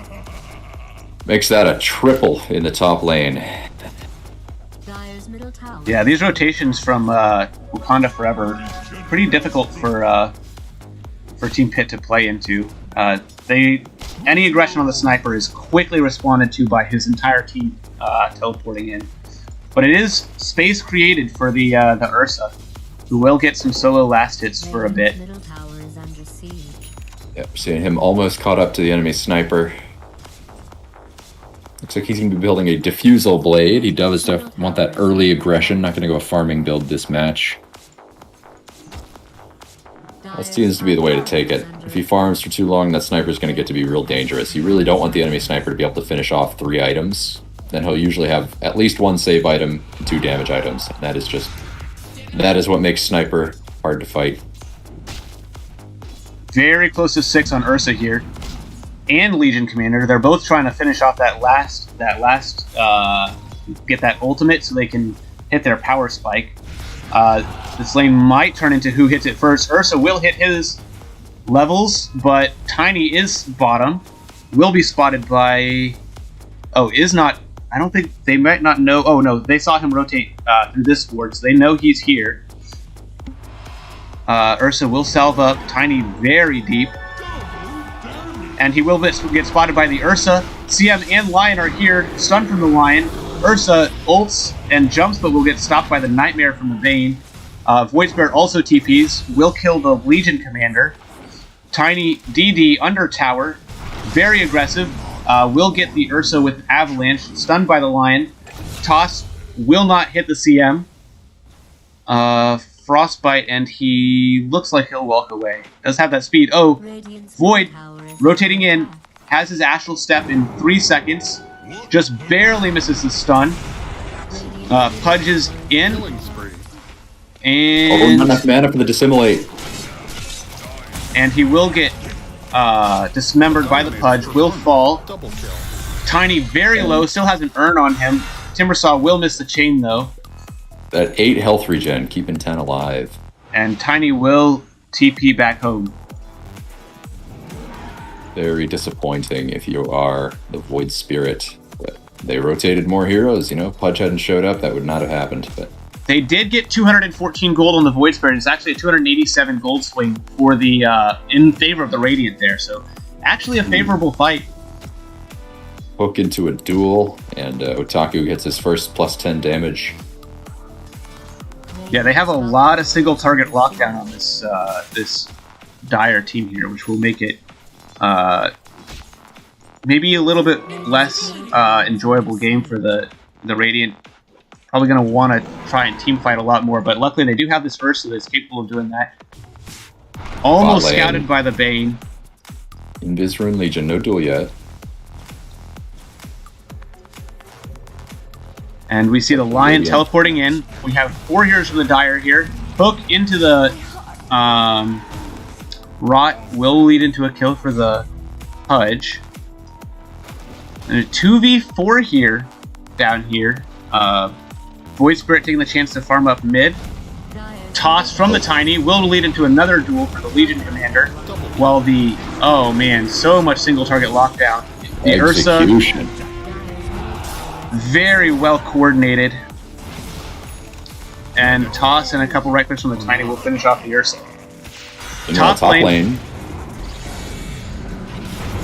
Timbersaw and Void able to get the Dissimulate off on the Sniper. Will get the kill. Earn onto the Pudge, very close to falling. Tiny walking down this Void Spirit here. He is very close to being able to Dissimulate again. And they will walk away with that kill. It is a 3k gold lead, though. Okay, this fight taking place at the 11-minute mark. There is a siege creep on the Radiant bottom tower. And they will see that fall without any defense. Ursa shows up. He does not want that to go down yet. And he knows that all of Wakanda Forever is rotated top, so he is safe. But Speaking of top lane, Timbersaw will get found ward. dismembered. Yeah, dismembered and killed. Yeah, Callie and Ten working together to find these kills. That Blink Dagger first item on the mid Tiny. You cannot call what he is doing greedy, and it is working. Yeah, this coordination on Team Wakanda Forever, very difficult for Team Pit to deal with. Sniper rushing a Midas first item, already sensing the tempo. He's going to be able to take this game. Basing it partially on last game, he is feeling free as a bird here. Got the Legion Commander on the Dire team, actually opting for a Blade Mail first item, it looks like. I guess she wants to be able to duel the Ursa. Yeah, all of Dire standing back by. ward, and there's another duel. There's a lot of reposition on this this Dire, a lot of coordination. Tiny tosses into hooks, into Vayne ults. The CM ult will get silenced by the Vayne as well, and that's 3 kills for the Dire here. First big CM ult just thrown right into a hole by Bash with that Nightmare. But they still have grip. All the tools, once again, falling into the hands of Team Wakanda Forever. Dire's top tower is under siege. And now Foxmaster on the Ursa, though, looking a little better. You know, you're feeling better as the Radiant team than you were last game. Still having rough lanes, still having the enemy rotating and ganking really well. But this time, you have an Ursa, you don't have a Troll Warlord. Yep. And we might see a smoke into this triangle here. We have, or at least some aggression into the enemy triangle. Lion TPing in. Oh, he does not. Okay, he doesn't have a smoke, but Sniper is alone, and they don't have those global ults. So if they can find him, it will be a kill. Okay, it looks like they'll try to trade this, the mid-tier 1 for their off-lane tier 1. There is a fort from Team Wakanda Forever. And an Arcane Rune for the Timbersaw, which will make him very... Oh, for the Void Spirit. Very happy for either one of them. Void Spirit having finished off his Spirit Vessel, he has 1 charge, and we will see if he is able to multiply that, or if he is just going to lose it and be very, very sad about that Spirit Vessel. A good item against the Tiny, but you know can be countered pretty hard by Legion Commander if she doesn't have anything better to do. And we see the Dire Heroes. Very far forward. I don't know if they want to take a fight here on Team Pit, but the Dissimulate will dodge the Avalanche from the Tiny. Ooh. Stun on 2 from the Lion. Ultimate from the CM. But she will get dueled. Ursa getting eaten by the Blade Mail, and the Sniper ultimate will finish him off. And able to blink combo down the enemy mid. Timbersaw, unfortunately, running out of mana just as he's trying to cast his last spell to finish off the Tiny. It looks like 5 will fall for Team Pit here. Trading for the Vayne. Kind of unfortunate, but I don't know that you really want to take a fight right now on Team Pit. Might have been best to dodge. 10, I think they could have gotten the kill on 10 there, but you know there was not enough information. Raze was forced to make the safe play and disengage with one of his ult charges. You know, he does not want to get dueled, and he did not know where the Legion was. He did not know where the Bane was. Jump on the Sniper from the Void Spirit, recognizing the Sniper's pretty far forward, but the Bane Nightmare will save him. Legion posing for a duel. Timbersaw will jump in, dismember on the Pudge, but the Sniper will fall to the Void Spirit. Dissimulate cast, Pudge also goes down. But there's a duel on the Void. Won't get the damage, but will get the kill. Timbersaw, manning up. Does have a lot of reactive armor, but will fall to the magic damage of the Toss Avalanche combo. 10 is making Toss look so good. You know, a lot of people really underestimate using Toss on targets other than the one that you're tossing. You know, they're just like, oh yeah, it's a great nuke. I throw the guy up in the air and he hits the ground. But every time 10 tosses, he throws that target to a better position for his team to fight. Seeing great Tiny gameplay, picking up an Illusion Rune and an Echo Saber, and going back into the fray. Full health, full mana, no cooldowns down. Nightmare And onto they're the finally aiming Ursa, carry. into Fiend's Grip, and Avalanche combo. Not enjoyable time. There's your Diffusal Blade now, yep. Sodding Bear. Very sad. Radiant's top tower is under attack. Yeah, we see a difficult game again for Team K. Having difficulty finding Top tower has like been where to go, destroyed. you know. But there's This game, definitely a path. the wards are all in the triangle here, so if they're able to make some plays out in the jungle, they might find that it is actually quite safe, and they can play the bottom side of the map. Going in on the Pudge, actually. Yeah, lots of single target lockdown from the from Wakanda Forever, making it very difficult for Team Pit to like get anything done here. Radiant's top tower No matter Picking who it another is, fight. they just can't do anything. They're locked down until they're dead. Sometimes it seems like 12, 13 seconds straight of just straight heroes lockdown. This is the hardest part of being an impartial announcer. We have definitely reached the point, I think we were at it before that last fight, where you don't want to take fights anymore. You want to split push the map, you want to farm, you need to finish an item. You know, you're just not in a position where you're able to win a fight. The enemies are full items ahead of you. You know, the Pudge having a Spirit Vessel, that puts him at about the same level of usefulness as the Void Spirit, in terms of, you know, his durability, his ability to disable and damage enemies, and then just having Spirit Vessel. And Sniper farming super fast with a very high agility build, and Ehenemitis to complement. Gold and sweet. You're aiming to waste the enemy's time, to spread them out, to get your money up, and to avoid fighting at basically any cost here on the Radiant team. You're willing to drop all your tier 2s. You are just trying to maybe smoke into the enemy jungle and take farm. Foxmaster's got the right idea, split pushing the bottom side of the map here. He can see the enemy's mid, but he TPs out once they start to go missing because he knows they're just going to beeline it for him. Yep, Ray's able to be a little bit more aggressive here. Push this top tier 1, especially because he has his Astral Step, which allows him to get out of stickier situations. Yeah. Tiny finding ward with that blink into avalanche into toss back combo. Dire's top tower is under attack. So important on the Radiant team not to be standing behind your towers. If you're not going to be able to win a team fight on that tower, you shouldn't be standing behind it, because this Pudge, this Tiny, this Legion Commander, this Bane, they will catch you. They will find you, they will catch you, you will die. Ursa Whisper will now start getting caught by. the Roche, though. Lack of Blink Dagger from Legion Commander means Raze gets to walk free. Of course, Duel also being down.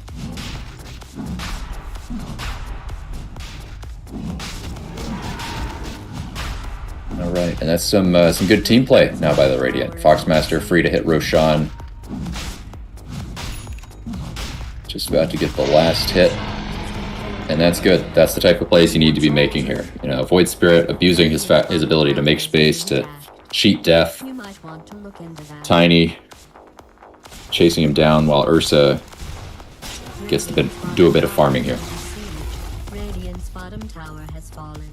Aegis probably not going to allow him to take a team fight, but if they are able to somehow get him to blow up the sniper, things might start looking a little better. But their decision to defend the racks with most of their team, we'll see if that's a good one. We'll see if they're able to make it work. We see Legion Commander actually running off to catch top wave.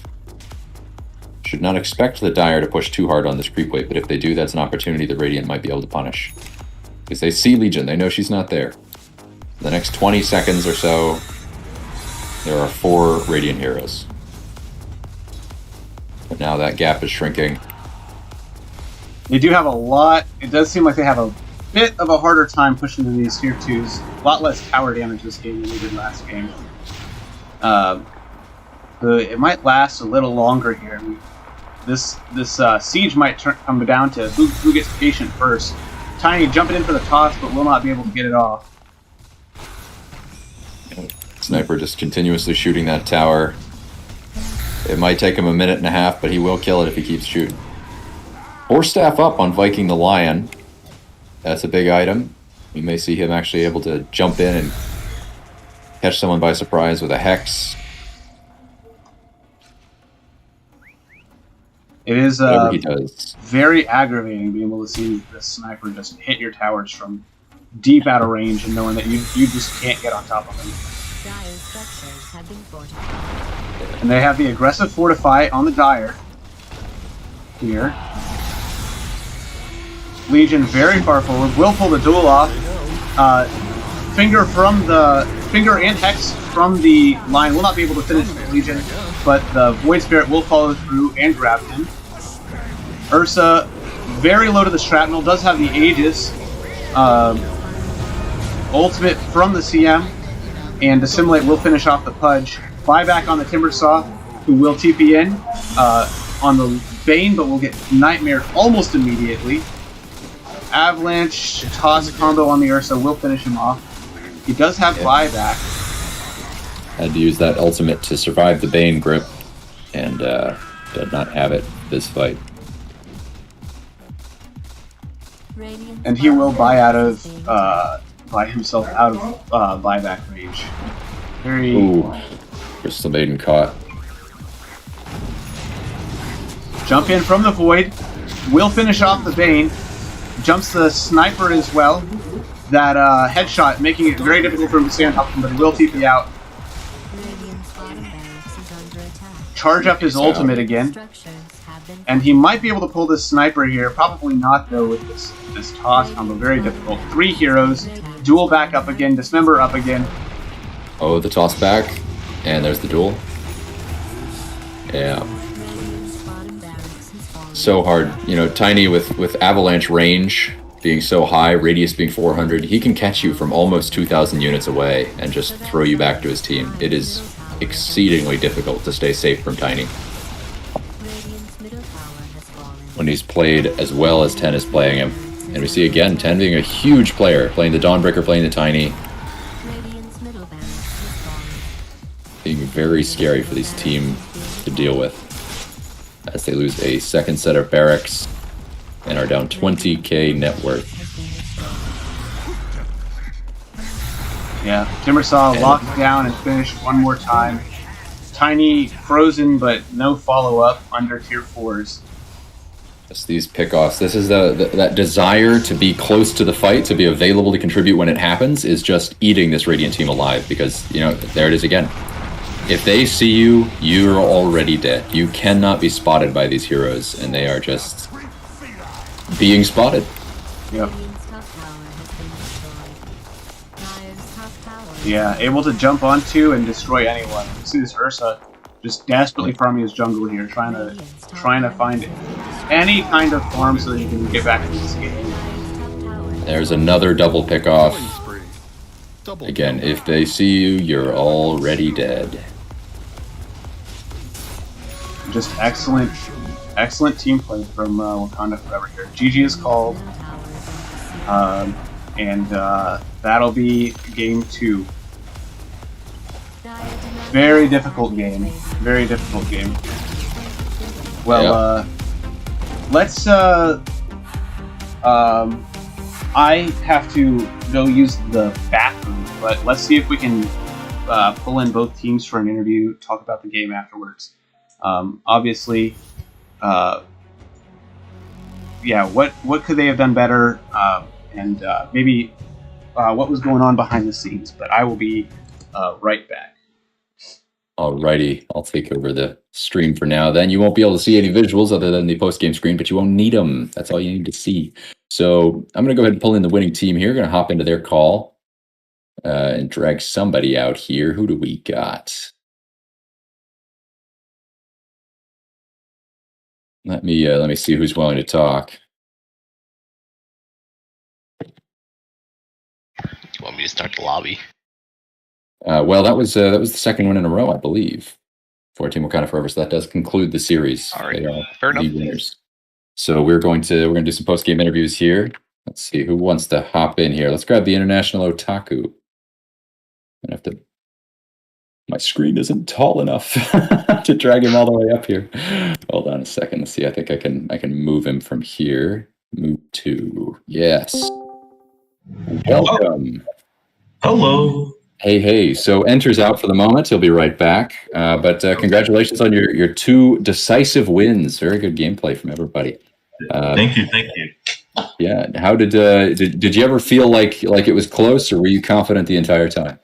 We were pretty confident the entire time. I think maybe like in the early game stages and everything, we were like a bit rocky. Like we didn't know how to feel about our picks, but as soon as the game turned out the way that we wanted it to, it was pretty much like a no-brainer from that point out. It really was pretty.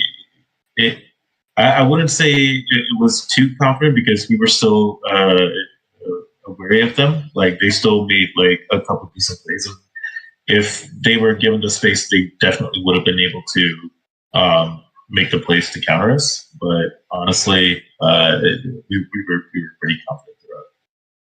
Yeah, you guys did a really good job just applying that constant pressure, making it extremely hard. They were occasionally able to get a hero out and maybe clear a couple creep waves, but your pick-off potential was just insane. The tiny Pudge with Legion and Bane to back it up, very strong. Absolutely.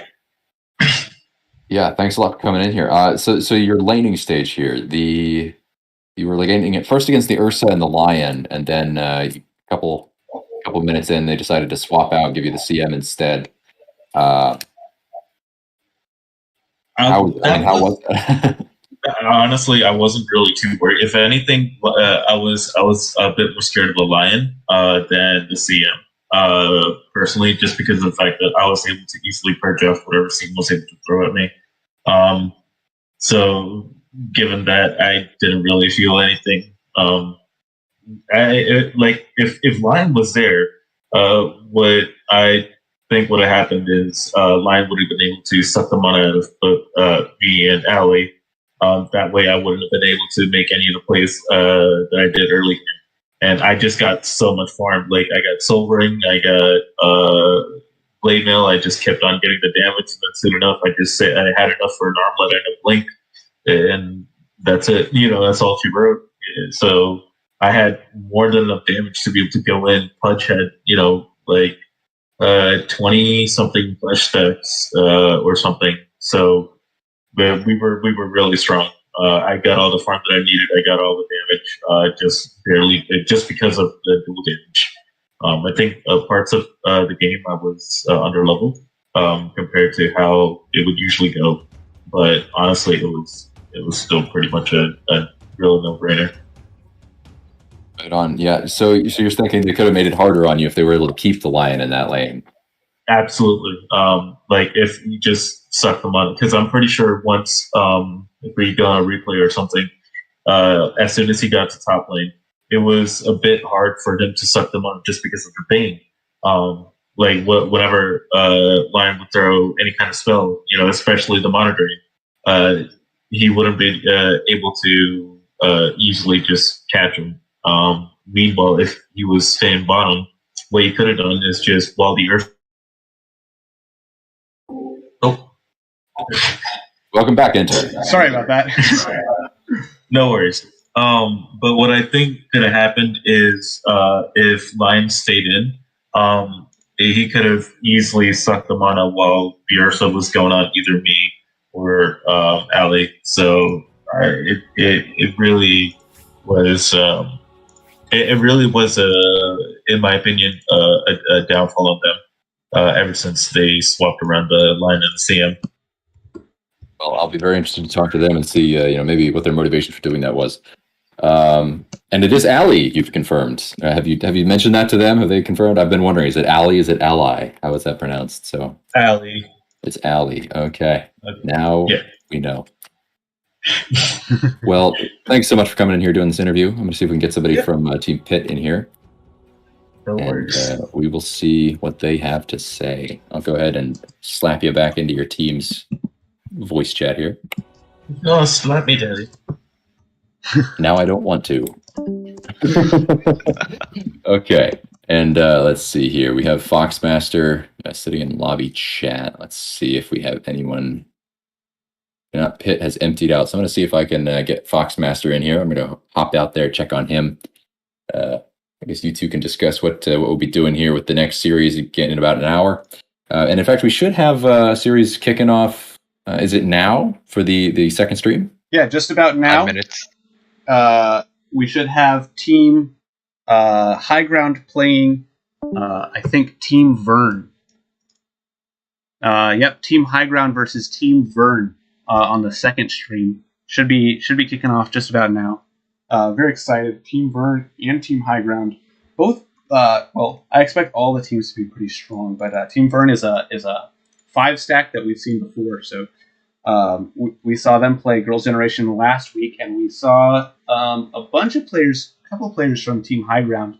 Tanya, Mercy, we've seen play before. Both of them very strong players. So very excited to see them show up in this other series that we have going on here. And Invite me. invite you to what?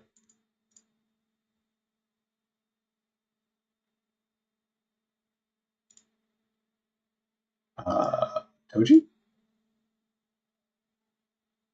Your party. Okay. Shouldn't you be setting up the lobby for this other game? I thought Yak was. No. Oh my god.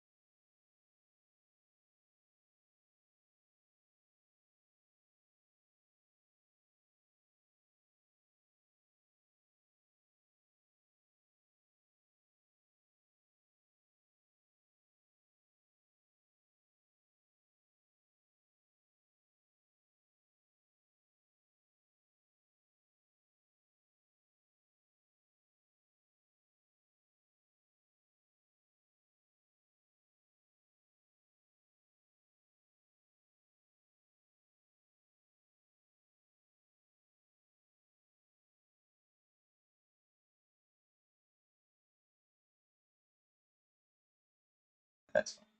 Oh, it's the name is Egg with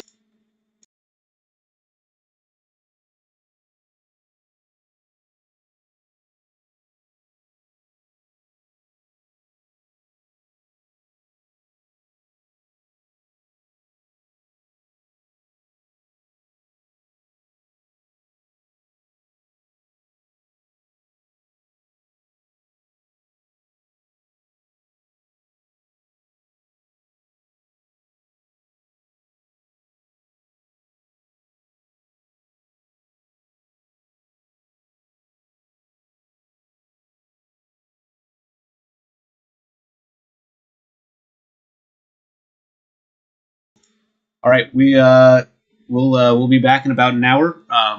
If you're interested, feel free to check out the second stream for Team High Ground versus Team Vern happening. Should be now.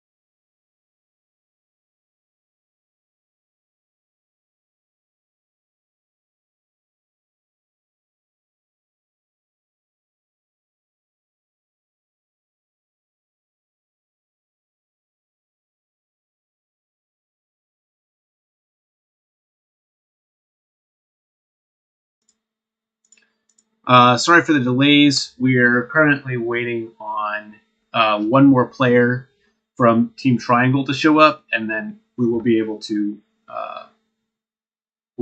start this Team Triangle versus Team River.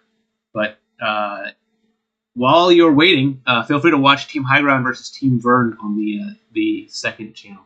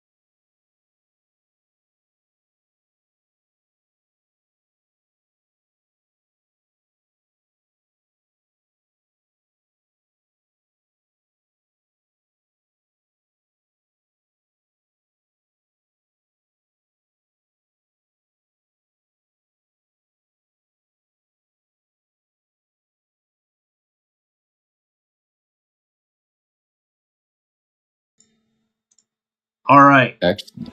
We have our players together, Team Triangle versus Team River, starting. We're standing by for the coin flip.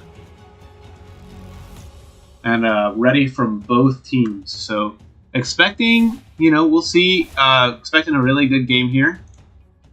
And I think we'll see, again, very interesting choice to pick Radiant earlier today, but I think that we'll see second pick and Dire as first pick both times. Oh, Radiant again. So Radiant is really popular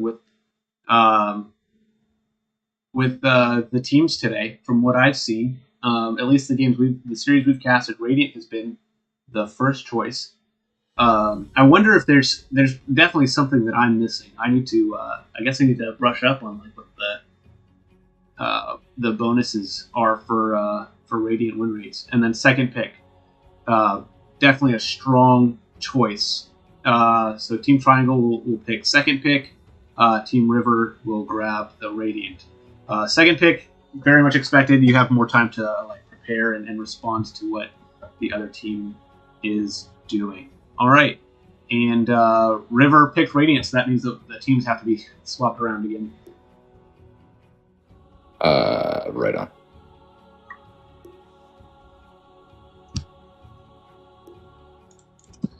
Just a second here. There it goes. Can't see it with your friends list open. Okay. Team River has chosen to be the Radiant. It is automatic, so they should be on the Radiant already when we go ahead and hop into the match. We will see. If not, we will remake the lobby. Funny 10-minute delays. Ho-ho.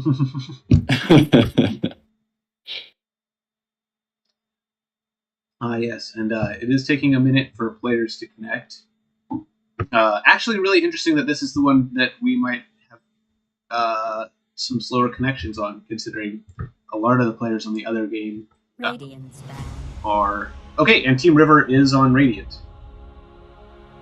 Nice. Was Team River the team that... They were the team that picked Radiant, right? They were. I wrote it down. Excellent. That was a good decision. And we're on the pick screen. Okay, so it turns out that you don't actually have to make them switch teams. Good to know. I do for the second game, because the second game doesn't work with automatic for whatever reason. So, okay. Next game, I'll handle that. But this game, we're seeing a Pudge ban, a Sand King ban. Interesting Sand King ban. Wow. And a very fast Lich pick. Very fast bans, very fast picks. These teams have been thinking about this.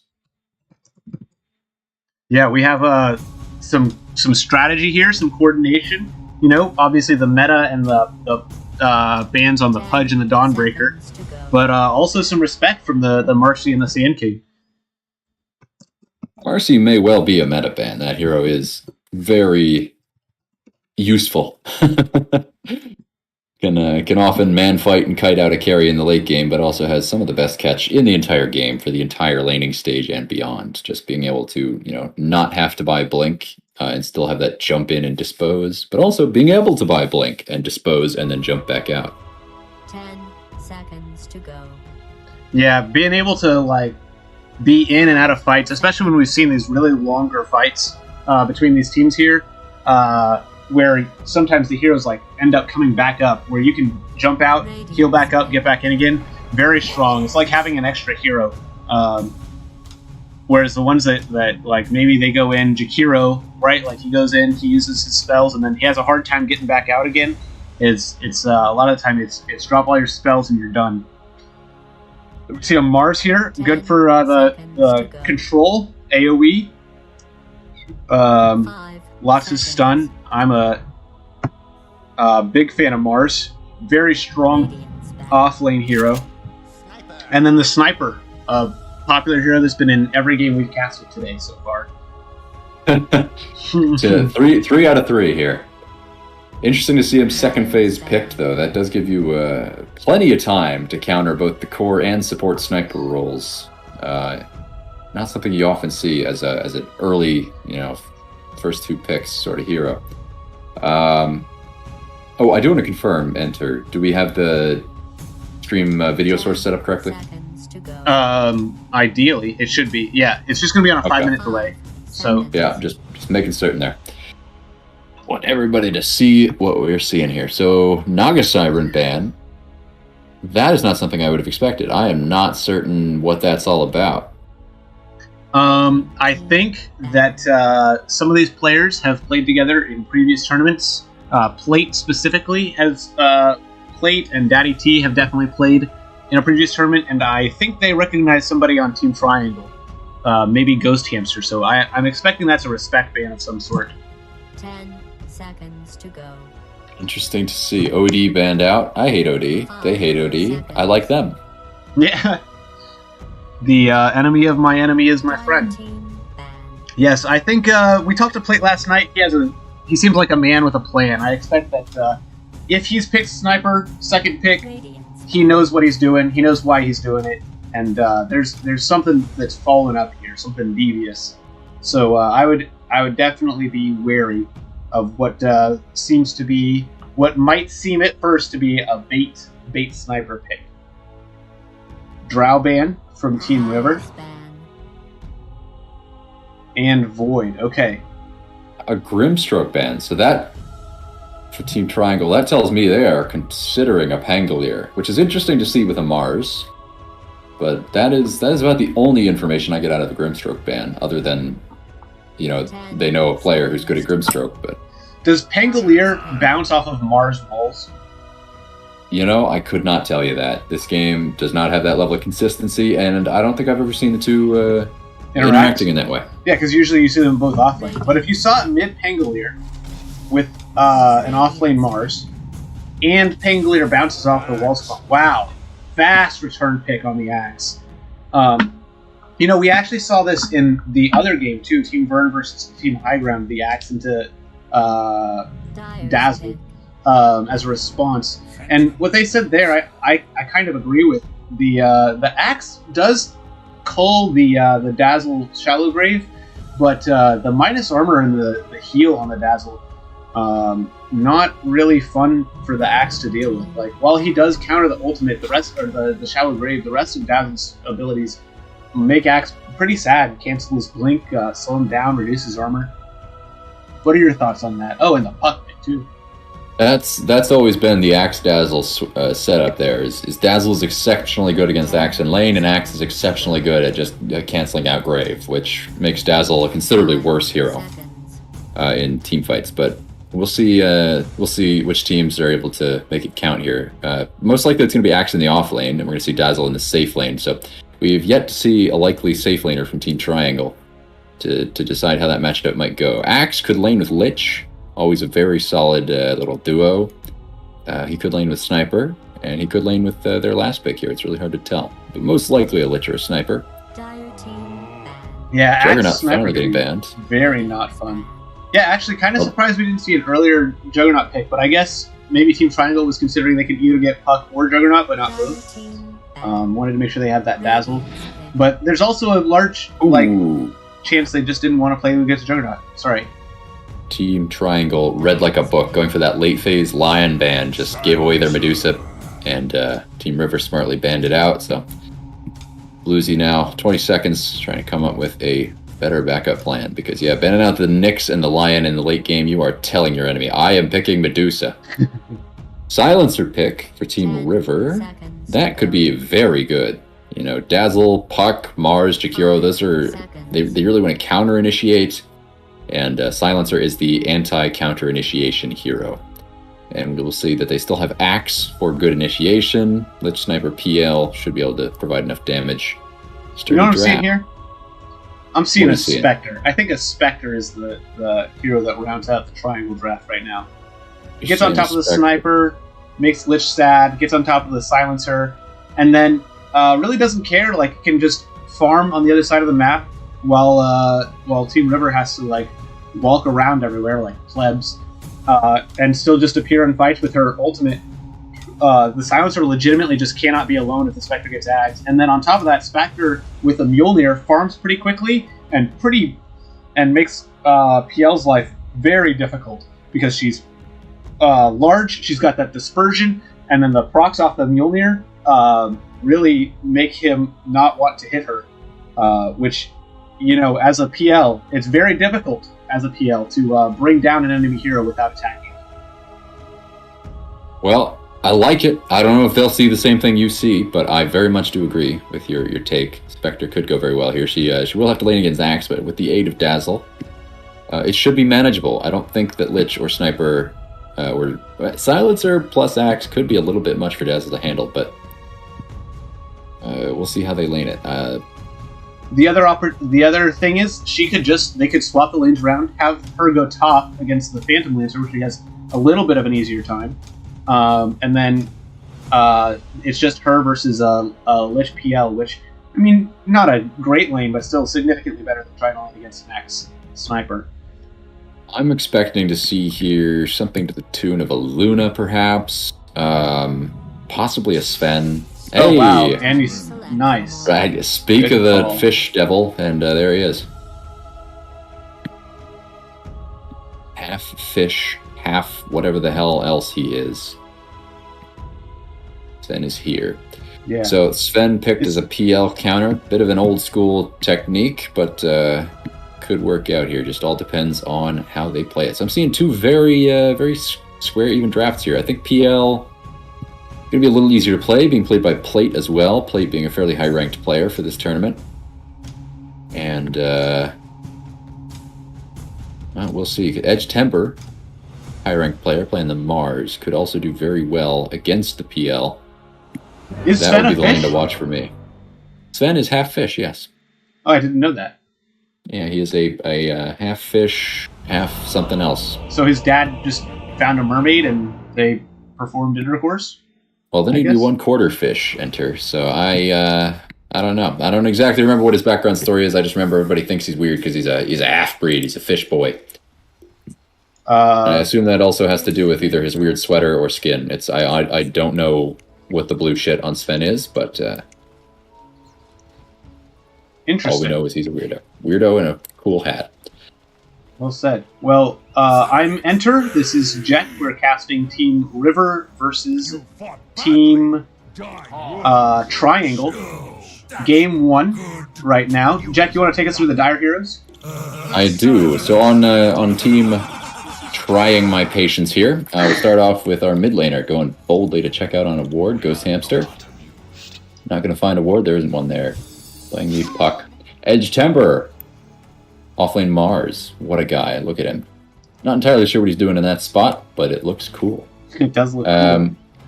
We also have Bluesy playing Jakiro. Looks like it's going to be a position 5 with some early boots. And Could be a position 4, though, because we do have Radek sitting safe lane with Chess. Radek the Dazzle. And Chess, our Sven picker. It's always either godly or nothing, so we will see what they are able to do with their Sven pick. Excellent, excellent. And on Team River, in the river, we have TTV Black playing the Axe. Oh No, or Johan playing the Silencer. Sniper, played by Daddy T. Looks to be actually maybe a mid-sniper. The position 5 Lich, played by Captain Matic. And then a very snazzy-looking PL played by Plate. So, very excited to see this game kick off as teams walk to their lanes. And Puck actually starts with a pretty significant vision advantage against Daddy T here. He has both the Observer Ward and the Sentry to keep Sniper from being able to put his up in the mid lane. And that does lead to the 2 last hits against Sniper 0. Thanks and have fun. Oh, and while I'm talking, I missed First Blood in the bottom lane. Edge Timber snipes the Lich as a couple high fives are exchanged between rivals and allies alike. Yeah. I do want to point out in the top lane we have TTV Blank. A little confusing, but not TTV Black playing the Axe. Other than that, looks like things are going well. I'm a bit surprised by that early kill, but I am still I'm staying in the top lane here. I think we're gonna have a fairly passive lane. I think both teams have kill threats on each other, but that's my expectation. I assembled most of these teams. Let's leave her at that. And looking in the bot lane, we see Bluesy contesting a pole camp here. But now he's just getting double teamed by the Lich and the other Frosty dead guy. Yeah, Frosty dead guys. Very dangerous, not enjoyable to play with. Slow you down a bunch, make you sad.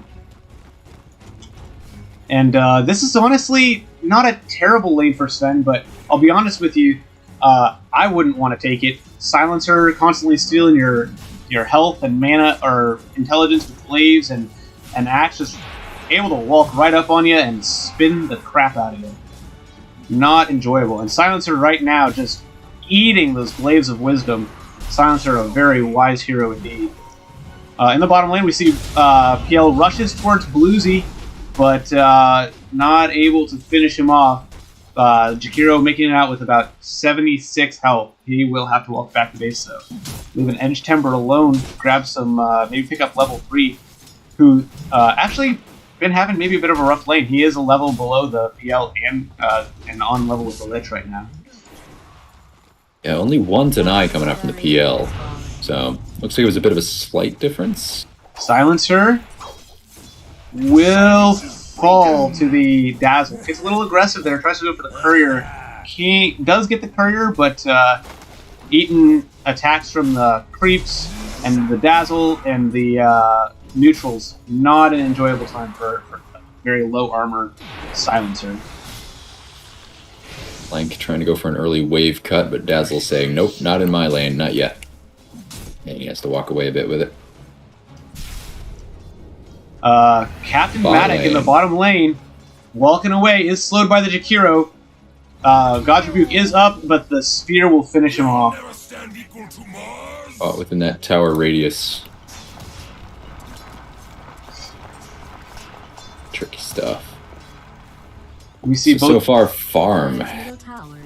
How we doing, Enter?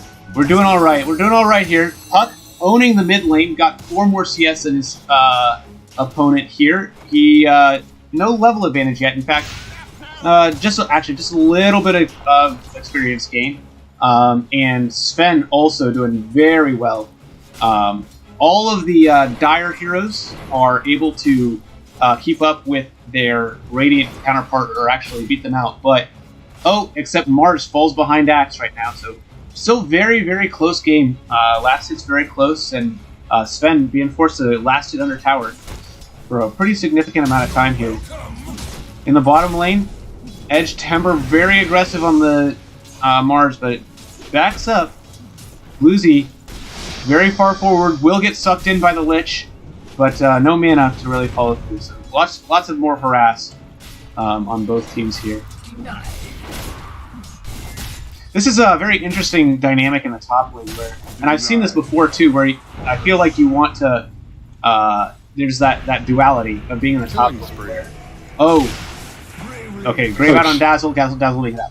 Where you want to, like, as an offlaner, you want to make it difficult for the carry to last hit, and also get enough yourself. And in this scenario, and I missed 2 kills bottom. Thanks for playing Dota. Yeah. Rough. Double kill. A lot of action at the same time. Top lane again, going on Radic. But, Blank's taking a lot of Shadow Poison. Will finish the dazzle. Dazzle. Just barely, but almost falls to the Shadow Poison. Chess in the trees looking for the axe. Will not find him. He will be able to TP back out. Barely missed him. So in that bot lane while we were top, we missed, they traded supports, but Edge Timber on the Mars was able to also finish off the PL, so that was a double kill for the Edge Timber Mars.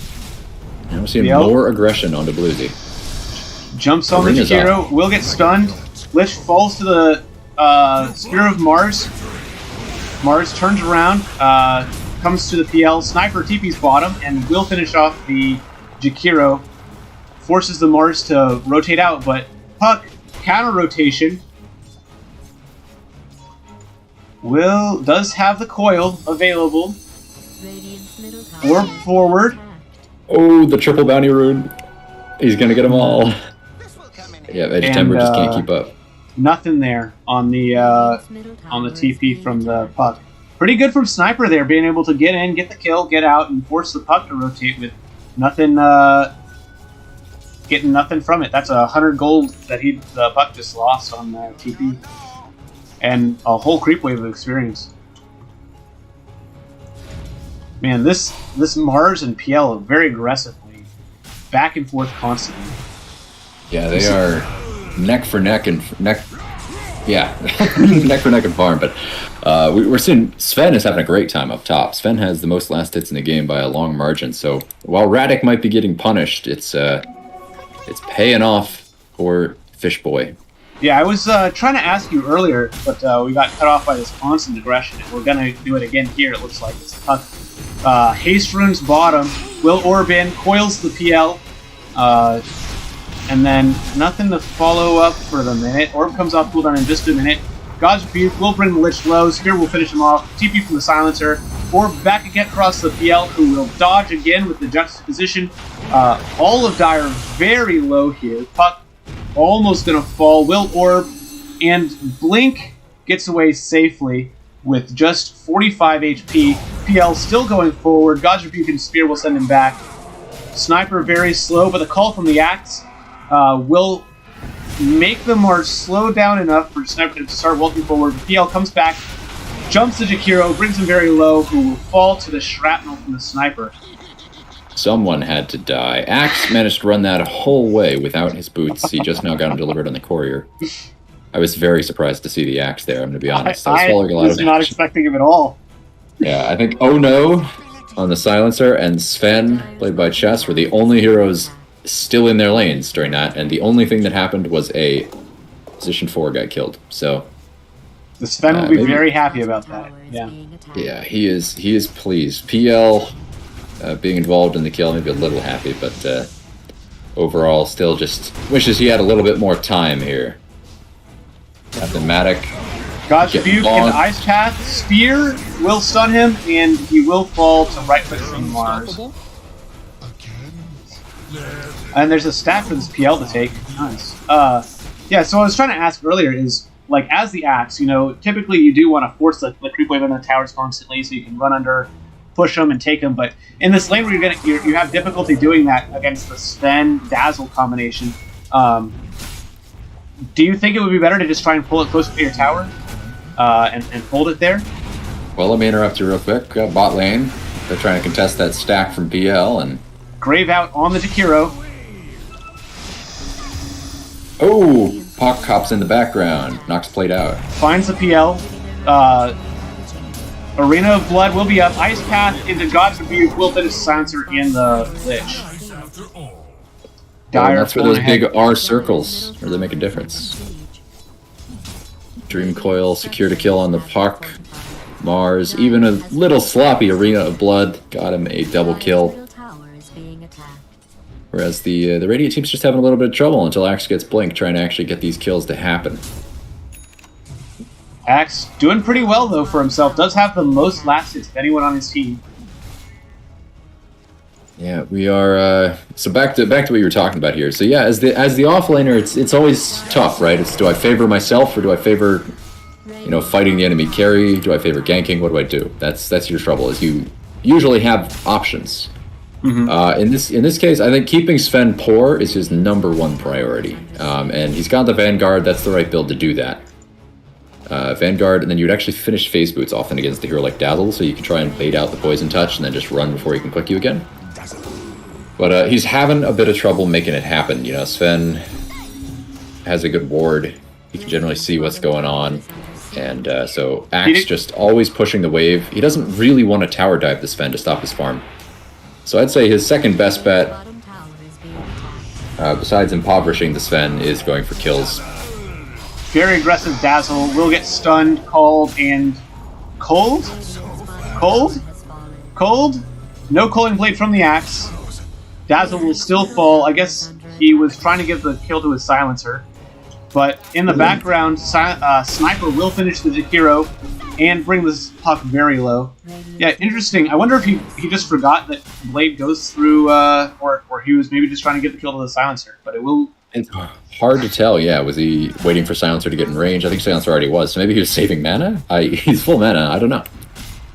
But they are going to be able to take that tower now. Looks like Sven just kind of backing off, letting him have it, not wanting to fight those 3 heroes that he saw top lane killing his Dazzle. And that's good. Axe is happy with that. He wants that tower dead. He wants that to be a dangerous place for Sven to be. Sven no longer having that top wave. He's going to have to resort to the jungle, where it doesn't appear there's any stacks remaining. He may have cleared some. But still topping off the net worth chart and the last hit chart. And doing considerably better than the enemy carry at this point in the game, which is what you want. Sven does not want to fall behind PL ever in this matchup. We see PL now, well, beginning to fall further behind the Sven. Coil, Silence. He will dodge the spear. Continues to jump the puck, who will just barely dodge the snipe and walk out with the ultimate of Mars, who will take down the PL with his God's Rebuke. Sniper dying in the background to Dazzle and Hero, both very aggressive, playing very aggressively right now. Axe still farming top. Maxed out Poison Touch. Yeah. Not something he usually has a problem with, but when there's that staircase right next to him, it becomes tough. Very disappointing not being able to get that puck. They almost got him too, but the aggression from the Dazzle and the Jakiro are going to make sure that he can't actually, the Sniper can't actually get the kill. PL TPing in mid. Yep, Dazzle very aggressive as always, being in places that the Radiant team really just doesn't want him to be. And we see the Mars Jakiro rotating up, will be spotted from the wards, but not... they don't know Mars is there, so PL jumps forward onto the Dazzle. Macro Pyre will be dropped. PL dodges the illusory orb, silences the puck. With the global, will cause the puck to get dropped. Call on the Jakiro. Culling Blade attempted, but Shallow Grave will save him just because Blade is not enough to bring him down. And the Dire's punished for a little bit too much aggression there, maybe. Yeah, that's Silencer being freshly level 6. I think now just jumped up to 7, but having that global silence, that was a perfect fight for it. They slightly flubbed their initiation onto the PL. Puck just barely getting outplayed with the W here, the Doppelganger. Was not able to hit Waning Rift and silence the PL. So will be interesting to see. I think that was not indicative of the relative power levels. I still think it is absolutely anybody's fights, especially with Global Silence down, and it's definitely the Radiant might really try to avoid fighting. Now they do have the Blink Dagger Axe, so I think they might want some small scale skirmishes, but they do not want to go up against Dream Coil. They don't want to go up against Arena right now, with a bunch of heroes backing it up. And as you say, that Arena of Mars on the Sniper will bring him down, and then Dream Coil drop to finish the Lich. That's 2 in the mid lane. It looks like they'll probably get this mid tower off of that. It is only half health. The Dire's been very aggressive, keeping the Radiant blind to Team River blind to like their Sven, unable to like go after the Sven in any way because they have to keep reacting to these very aggressive ganks. We see these wards behind the tier 1 that have been here for a minute now. Axe will blink in, get a call on 3. Almost able to call the Mars, but Spear will send him back, and he's actually all alone, so he won't be able to pull that off. Silencer will go on the Jakiro, will drop the Macro Pyre. Shallow Grave is out. And the Lich will fall to the Spear of Mars. PL running in, trying to get some finishing up kills. Will finish the Jakiro. Or the puck orbs out, and it looks like that'll be about it for the fight. But the Sniper sticks around, they should be able to take this tower mid. Just because all of Triangle's very low. These saves and the difficulty on capturing and keeping the puck locked down is proving to be very strong for the Dire. The Shallow Grave and the evasiveness of the puck, the repositioning of the Mars. What do you think is the path forward here for the Radiant, for Team River here? Well, if they fight around global right now, in the next, 3-5 minutes, there's just not going to be counters up yet from the Dire heroes. So if I was them, that's what I would do, is I would, every time global is up, I would aim for a big scale team fight. And when global is down, I would aim to just set up wards. The Sven is not going to really want to play with his team until he gets this BKB, which he does not yet have, and they could tell that information was available to them. So what they want to do is they want to play big right now. They want to go and they want to use global to great effect and get a couple important kills, maybe the Puck, the Dazzle, the Edge Timber on the Mars. Oh, and they're fighting now. Big call. 2 smokes used for this from the Radiant, but the Sniper, or the Silencer will fall immediately, buys back for it to get the ultimate off. The call on the Jakiro will ensure he falls, and we'll get a courier, but very little else. It seems like Team River is very much on the same page as you as far as like smoking, getting kills. So they smoked twice, and Puck actually broke the first smoke, was able to get out of that fight. But and we see Sven constantly farming, building up that net worth lead, and actually takes down the tier 2 of this bottom Radiant jungle here. Yeah, his BKB is at this rate maybe 2 or 3 minutes away, and Global Silence just went on cooldown. And Silencer just sniped from out of nowhere. Ice Path and Orb will finish the Lich. PL, TP's top. Silenced by the Puck, will not be able to reposition himself. Hexed by the Dazzle. Sniper pinned down by the Spear of Mars in the arena. Buyback on the Lich just to get his Chain Frost off, and will finish off the Jakiro, but aren't able to get anything else out of there. Axe playing Ring Around the Rosie with the Dazzle, but Radic running him down, and he will find the kill. So overall, not a particularly good fight, especially because for Team River here, just because the Sven is still getting tower damage, and they did lose both their cores, but they did get a return kill on the Dazzle and the Jakiro. Yeah, that is not what you want to see, is the one team being able to 4v5 the other team and generally win. Yeah. That is a bad place to be when both carries are fairly even matches for each other and just need that farm difference. And these supports are in a rough spot too, having to buy back to get their ultimates off.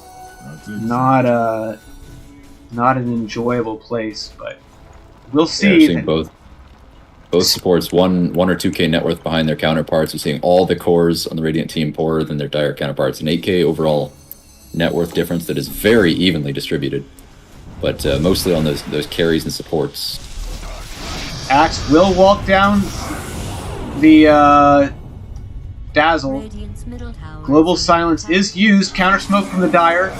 Blink from the Puck will leave. So there's a bunch of Team Triangle players smoked up, but not really doing anything. Mars will walk around. Maybe will find the PL and walk back out. Ice Path drops onto an empty camp. Yeah, I think this is a. It's gonna be. It seems kind of rough now. Oh, and Arena of Blood will be dropped, but the orb and the spear will be enough to bring Sniper down. But we do see return from the silencer. Puck is safe.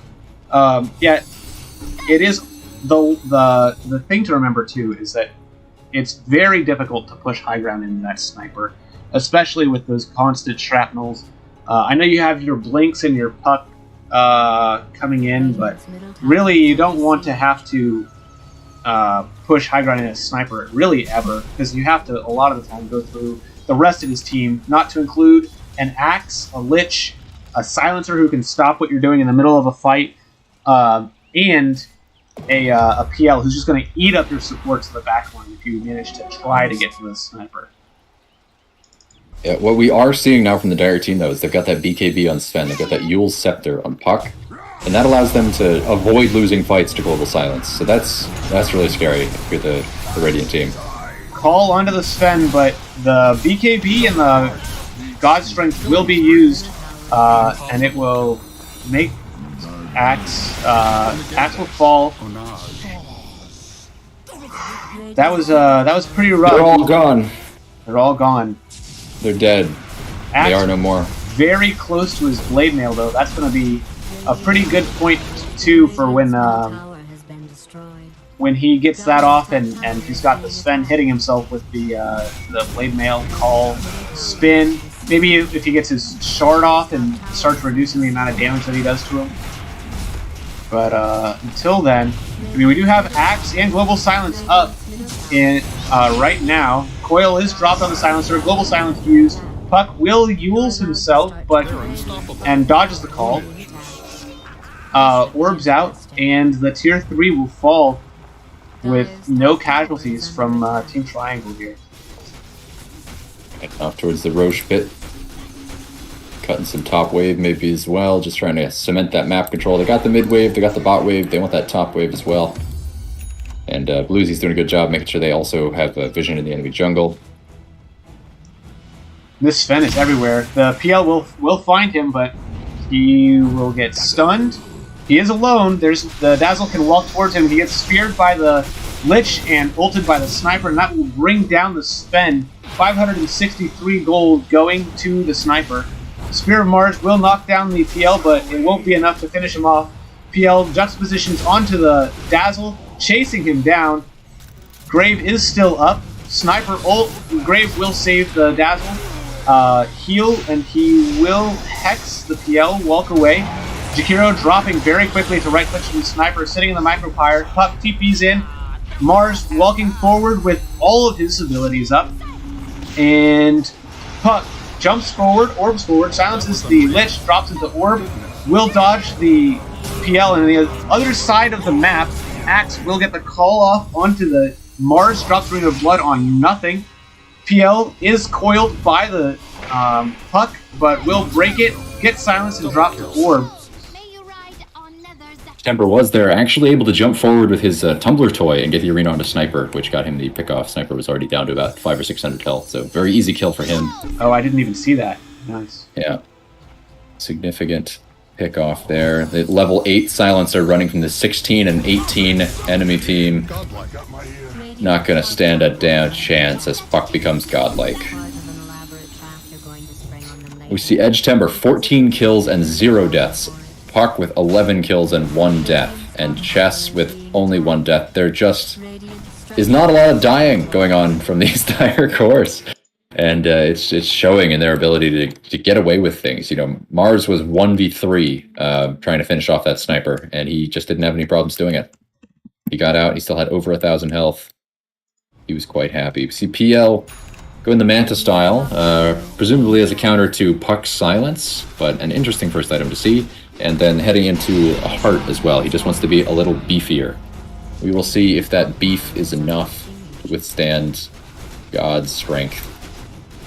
As well as God's rebuke. Yeah, a lot of godly shit going on here.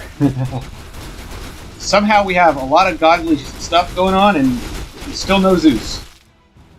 No Zeus. Mars is trying to show his dad up, says, I don't need you. And actually goes for an Aghanim Scepter on the Mars. What a unique opportunity, because that item is a terrific counter to the Sniper, to the Phantom Lancer, but you don't usually have the space to go for it here. But he has got it, and now he can just walk forward, and if Sniper wants to shoot his Boss 5, he's got to deal with that. He's got to deal with Edge Timber. He's going to be shooting about 70% of his bullets into Edge Timber's face, and Edge Timber wants to see him. He's happy. He welcomes the bullets, and PL also just going to have a really hard time keeping illusions up with the constant attacks from those Aghanim soldiers. We're actually seeing them going high ground against a full enemy team. Puck jumps forward, able to hit the coil on a Sniper. There they go. Followed up with Arena and that Axe. Global Silence will be dropped. Macropyre call is attempted, but Stun will knock the Axe back to the Macropyre. Buyback from the Silence, or the Sniper. Shrapnel is cast, and Dire will walk back out. No casualties suffered. A Difficult. grim omen of what is to come. TP Boots on the puck. Yeah, just not enough catch from this Radiant team to really make great use of that Global Silence. You know, they hit a call, but there's just not enough punishment coming. Sniper out of space to farm, just has to stick to defending his base, and he is very far from that BKB that he needs so badly in order to avoid being caught by heroes like Puck, like Mars. Sven will pop BKB. Walks up, hitting the barracks. Shrapnel's counter dropped. with it. Ice Path hits nothing. Mars blinks forward into very little. And they will take this tower. Suffer a bit of damage. Attacks onto the Sven. He will walk back out. Axe breaks the coil. And will fall.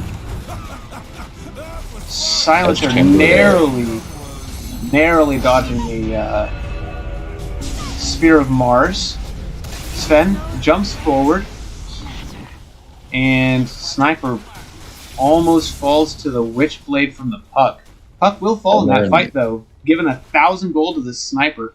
Almost enough for him to finish his BKB. Yikes. Not what you want to do. Puck, let me play the game, please. Oh, that's a dead Phantom Lancer if I've ever seen one. Yeah, very Yikers. very aggressive. Did not expect that. Voice line coming out from the Jakiro. Pretty aggressive move, but we see a response voice line from the Dazzle. And then some all chat from the Puck, so some very aggressive play here. Puck obviously having some very strong all chatting abilities. And they are able to just take behind the spear wall of Mars, able to just whack down these towers. Although Sven will fall with the Aegis, Global Silence is dropped. Silencer very far forward. BKB is still available for the Sven, and he will choose to use it. Call onto nothing for the axe. I think that's just for the armor. Sven jumps forward, stuns and kills the Silencer, who will buy back immediately. Dazzle is dead in the background. PL will go for the Jakiro, who's barely alive. Silence on the Sven, orb from the Puck, and Dire looks to just walk back out again.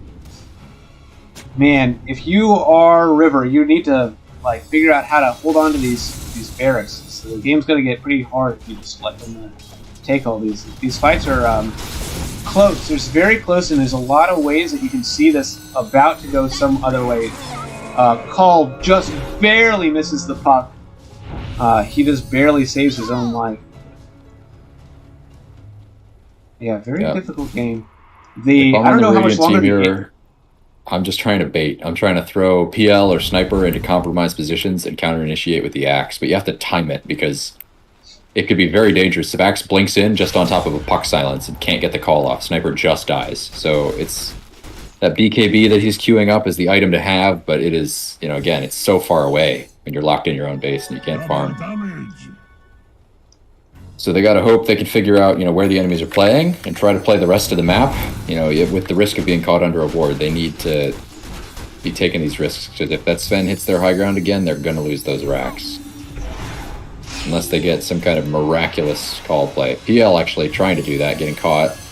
Coil is dropped. He will be silenced or locked down forever, and that is not fun. But Sniper is able to get some little bit of extra farm in the bottom lane because of it. And this is kind of just what you have to do at this point in the game. Yeah, just force the enemy team. He made 3 heroes come top for the PL, and now they can push out this lane bottom. They can get back into their jungle, get back their outposts, start working their way back in. Maybe even pick up some of these tier 3 neutral items that'll make the difference a little bit. Top wave creeps about 20 seconds out from hitting their tower, and then you can tell the Dire are going to go with that wave. But they could be hitting right now. They have a mid-wave creep just breaking the backdoor protection, but they are on the Radiant team just trying to finish off some creep camps, and then they know they're going to have to regroup and defend that. Satanic actually finished on the Mars. He is just, I guess, getting the dispel. Ooh, top lane. Yeah, Mars Satanic, very difficult. Very difficult to deal with. Global Silence dropped. Puck will mules it off. Call onto the axe. Arena of Blood dropped, and that's a dazzle. Oh, sorry, a Lich and an axe that will fall. BKB finally finished on the Sniper, who will kite and bring the Sven low, but will get caught by the Ice Path. Sven on the stun. Stun on the PL.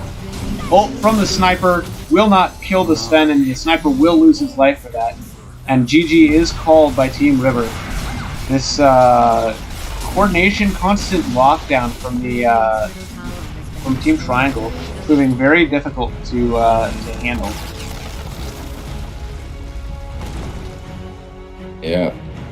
Yeah, Edge Timber with that Satanic to dispel the global silence was able to just stand there and tank and get like 4 heroes while Sven just hits the barracks, and that basically cements the win there. But then they're able to follow up, being so rich, so mobile, so long ranged.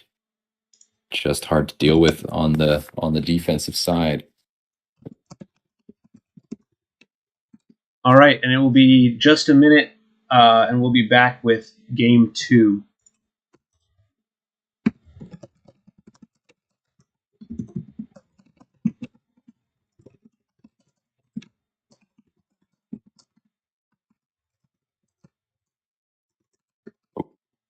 Might have just posted that in the wrong chat.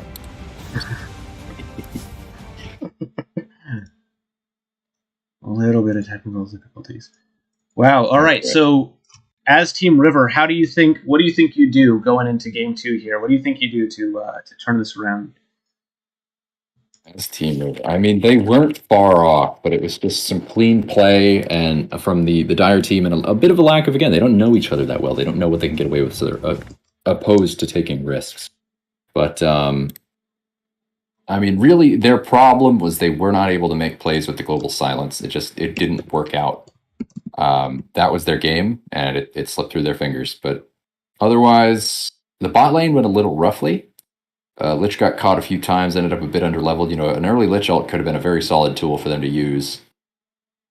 It's the little things, I think, in a game like this. You know, it came down to just like fight execution.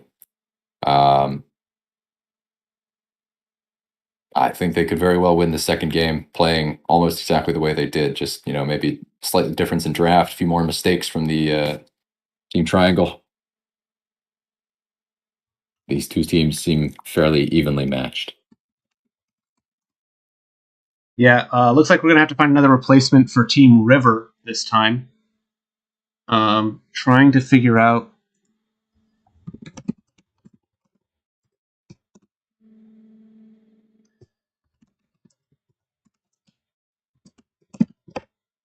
I'll ask Bash, see if he's available. And sorry, which player has had to step out? Oh, position 5. So that could be anybody. TTV Blank, Johan. The problem is they play on US East, so it does limit us a little bit more. It could be anybody that we're replacing. I assume that means we're replacing Johan? I am again. Have you been private messaged? How do you know that We have somebody to replace. Who needs to be replaced? Oh, yeah, everybody's here. I don't think we need a replacement. Okay. Yeah, I'm not sure. I said I wasn't hearing anything about that. Let me actually. I'm going to switch voice channels and ask them just to make sure. I'll be right back. Okay.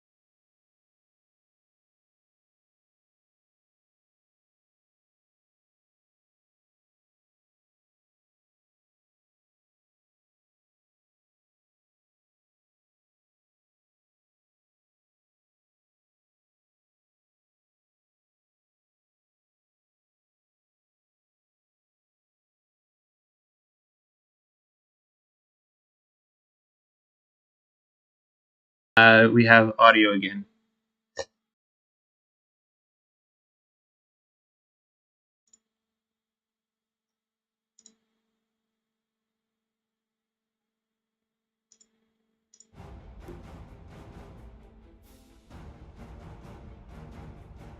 Excellent. Should be good to go here in just a couple minutes then.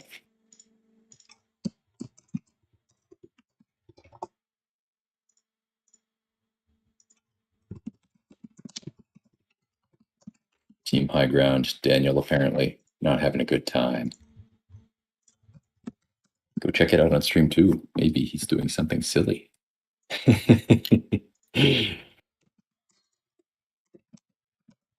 Who? Sorry, say again. Wait. Oh yeah, So, you were Team High talking to Ground me. Team High Ground had a player leave the game, so on stream 2, maybe we'll get to see why. But let's see here. Waiting to hear from Team River, which side they would like to play. They're not ready yet. They are not yet ready. All right, give me just a minute while I'm gonna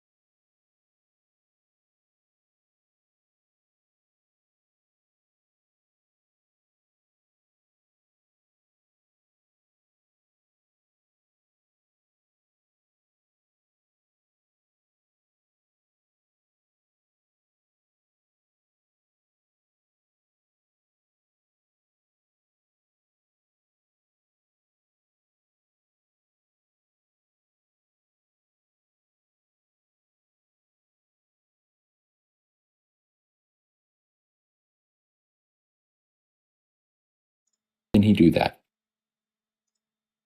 Yeah, Jakiro, very difficult to lane against. Not just honestly, and super strong ice paths all game from the Jakiro last game. Strong ice paths, strong micro pyres, often on 3 or more heroes.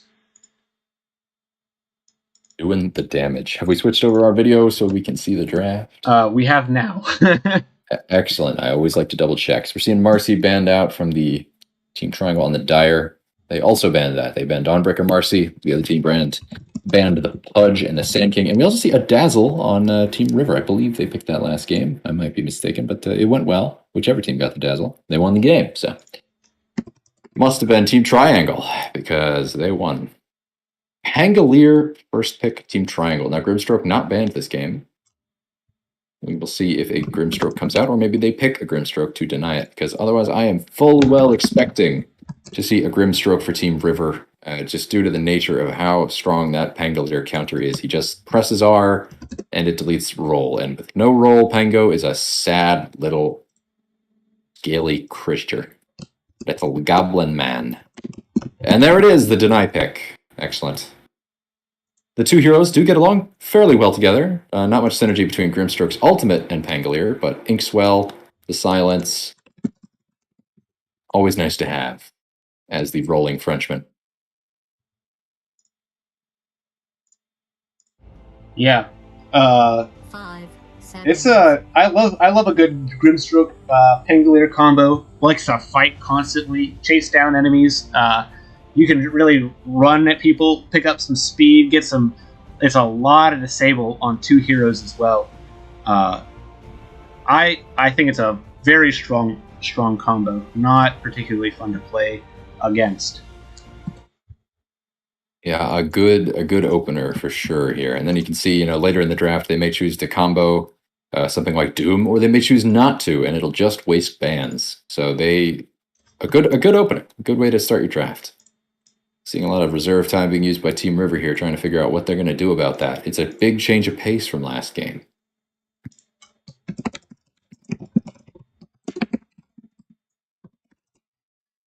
We will see what they want here. Let's see. Who is it? Tide Hunter. Very interesting. Lions ban. So they seem to be forming a plan of their own. I don't see that as a reaction to Pangolier or Grimstroke. I would say both heroes match up neutrally at worst against the Tide Hunter. See, Doom and Lich Band, very prudent against the Grimstroke. Straight off the bat, they just went those two, and that makes good sense to me. And a Bloodseeker band from Team Triangle, once again trying to protect their Pangolier pick with another counter band.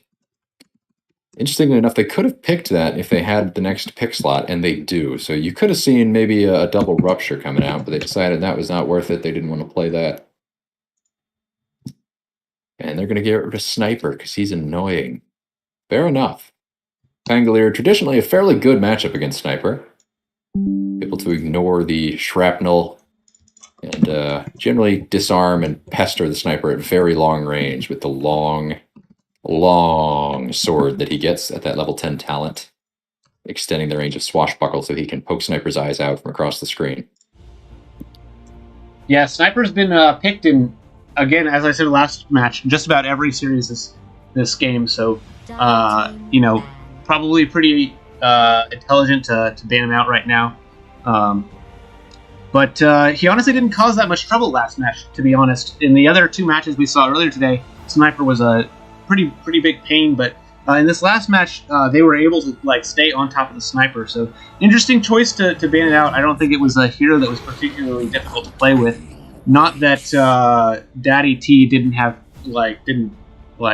wasn't playing an absolute monster of a Sniper, getting those snipe kills early last game. Yeah, just hard to deal with the Mars, the puck. Yeah, the constant jump. Everyone constantly in their face. But it could be giveaway that Team Triangle's trying to get away with a draft that maybe Pangolier's their only aggressive hero. Maybe they're trying to play a 4 protect 1 sort of draft. The Undying definitely plays into that a little bit. Very, very tanky hero. We see a Pugna response on the Team River. Maybe they're also expecting something a little more tanky. Does handle the Undying, the large strength heroes very well, and protects a lot from the the damage. It also could be a deny pick on the Pugna. Being able to decrypt the tombstone's not an enjoyable time. And then we see a Razor from Team River. So lots of team fight, lots of being able to keep people alive, run in your face, good bit of armor. What are your thoughts, Jack? 10 Well, seconds. the only thought in my head is Team Triangle has banned out Sniper and Invoker, and I'm seeing those as perhaps better veiled Medusa counters. So I'm thinking they might want to maybe take a shot at picking Medusa again here, banning those two heroes out. That's what that tells me. As far as how these teams are going to fight, I'm seeing that, while Team Triangle here is fearsome, Razor, very solid pick, is going to lane quite well against these traditionally strong laners on Team Triangle. As long as they can keep his health up while that static link is running, keep him from getting bursted or poked 10 too much in lane, seconds to go. I think he's going to have a real good time. And laning with Dazzle, Team ban. they're also very flexible. You know, Tidehunter could lane mid, could lane carry, could lane off lane, most likely off lane, but he can lane any lane as long as the hero that you're swapping him for is going to still be able to get the amount of money they need. And Razor, he's one of the toughest ranged heroes in the game. He lanes very exceptionally well in a lot of lanes. Yeah, never really don't want to deal with a Razor as like 10 most seconds heroes. to go. Absolute lane dominator. Just walks you down with that static 5 link, and seconds. what are you going to do? He's taking all your damage and giving it back to you in the form of health removal. Yeah, so we'll see. Tidehunter's a bit of a meatball here. If he's able to do well in lane, he might be able to be a barrier between the level 6 power spike of Team Triangle and Team River's relative weakness at that point in the game. Team River probably strongest for maybe the first two or three levels. You know, very early game when Razor's very strong, when Pugna's nuke is actually useful, but before his ultimate, and when Tidehunter is able to just dominate most lanes with his E. And a Wind Ranger ban. Very interesting. I don't know if they were expecting a Wind Ranger, so they must be picking something that's countered by it, but nothing comes to mind. I mean, maybe something that just wants to 10 sit back, seconds farm a to bunch. go. I don't know. Yeah, I guess they're looking for maybe a PA. No, not really a PA. Maybe a Morphling. There's a lot of lockdown from a Morphling that could be not fun to deal with as a against a Wind Ranger. Not sure why you would ban a Wind Ranger here. Maybe there's a suspicion that the enemy team will pick Wind Ranger. They do already have trouble catching and locking down. If their cores are a Pangolier, Weaver, Wind Ranger, that could be prove difficult to Team River to find and lock down their cores. Yeah, Team River probably very much going to struggle, getting into the 4-minute mark through maybe 14, 18 minutes. They're going to have a real tough time with just the agility, the damage, the disable coming from these other heroes who are very spell dependent. Weaver does come online with items, but is absolutely a murderous threat at just level 4, with level 2 Shikuchi, level 1 in his E, and level 1 in his bugs. He will kill you, and that is not something that this team is exceptionally well cut out to deal with right now. We could see a healing Pugna just sitting too far in the backline for Pangolier and Grimstroke to effectively reach. You know who we haven't seen yet? Who have we not Juggernaut. seen? Neither banned nor picked yet. That is Very true. interesting. Void Spirit ban, interesting again. Void Spirit Aghanims would be annoying, but they will have a counter pick against it, so. The Kunkka Tidehunter Kung combo. Kung combo. Interesting. Well, that will definitely update their catch. Their catch is now exceptional, as long as Kunkka is in the fight. And we do see a Quap. So Quap is kind of playable against Razor. One of the heroes that I don't think it kind of goes either way. Who really has the upper hand there? But it does look like this will be a mid. Man, I do not know who's playing what on Radiant, actually. Maybe a mid Kunkka with a safe lane Razor, off lane Tide. Could be a mid Dazzle. Their mid is the one playing Dazzle right now. That would be very interesting to see. That is not something I accounted for at all in my judgment of this draft. And yeah, I'm pleased with the Kunkka last pick and the Quap last pick. It doesn't hurt anything. It's pretty good. Not entirely certain. Let me see. Very fancy Yeah, sets. I don't know. It's anybody's game, I think. It really depends on how well they're able to manage their lane power spikes, I think is the biggest focus point in this game. All right, and we're into game 2 of Team Triangle versus Team River. On the Dire, we have Radic playing what looks to be a position 4 Undying, Bluesy on the position 5 Grimstroke, mid Quap played by Ghost Hamster, off lane, what I'm assuming is off lane Pangolier played by Edge Timber, and then a safe lane Tess Weaver. Jack, you want to take us through the Radiant heroes? No, but I'll do it anyway. So we're seeing TTV Blank as the Kunkka here. It doesn't have a Quelling Blade. Hard to tell where he's going to lane, but he looks like he's going to be a mid. Razor here, played by Plate, and they're going for some aggression in the top lane, trying to get a first blood. Daddy T on Dazzle support, for sure. Got a ward, got a magic stick, got no damage, and got actually Grandmaster tier. And oh no, playing our Tide Hunter, opting for Anchor Smash first, looking like an offlaner, maybe a mid. And Captain Matic, the Nether Blast first, as you pretty much always go on Pugnut, trying to sneak up behind this Bounty Rune here.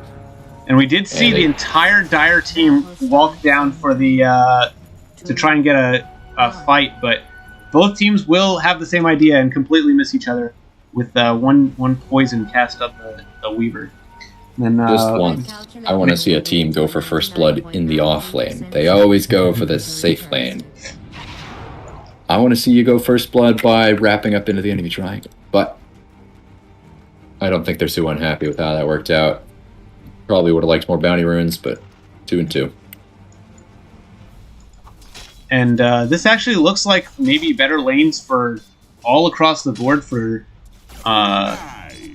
the Dire here. I think the Quap can blink away from the Razor static link as long as he keeps that up.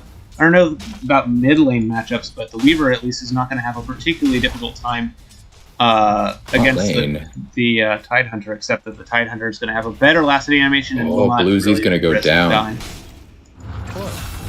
Caught under the ward, just not able to get away from the poison touch. He underestimated it. That high ground ward.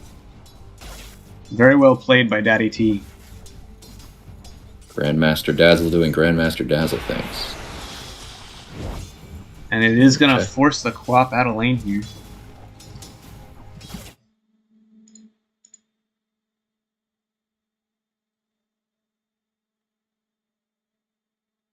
Yeah, I don't think I've ever seen a Quap versus Razor side lane, so I will be interested to see how this plays out. Ooh, top lane. Radic and Chess getting their level 2 power spike, able to run down Oh No at the level 1. That was very smart. Yeah, because Tide Hunter becomes very difficult to kill later in the game. Yeah, just spamming Decay, hitting him with a couple Shikuchis, probably dodging off an Anchor Smash. And that 860 health, 4 armor goes down pretty quick.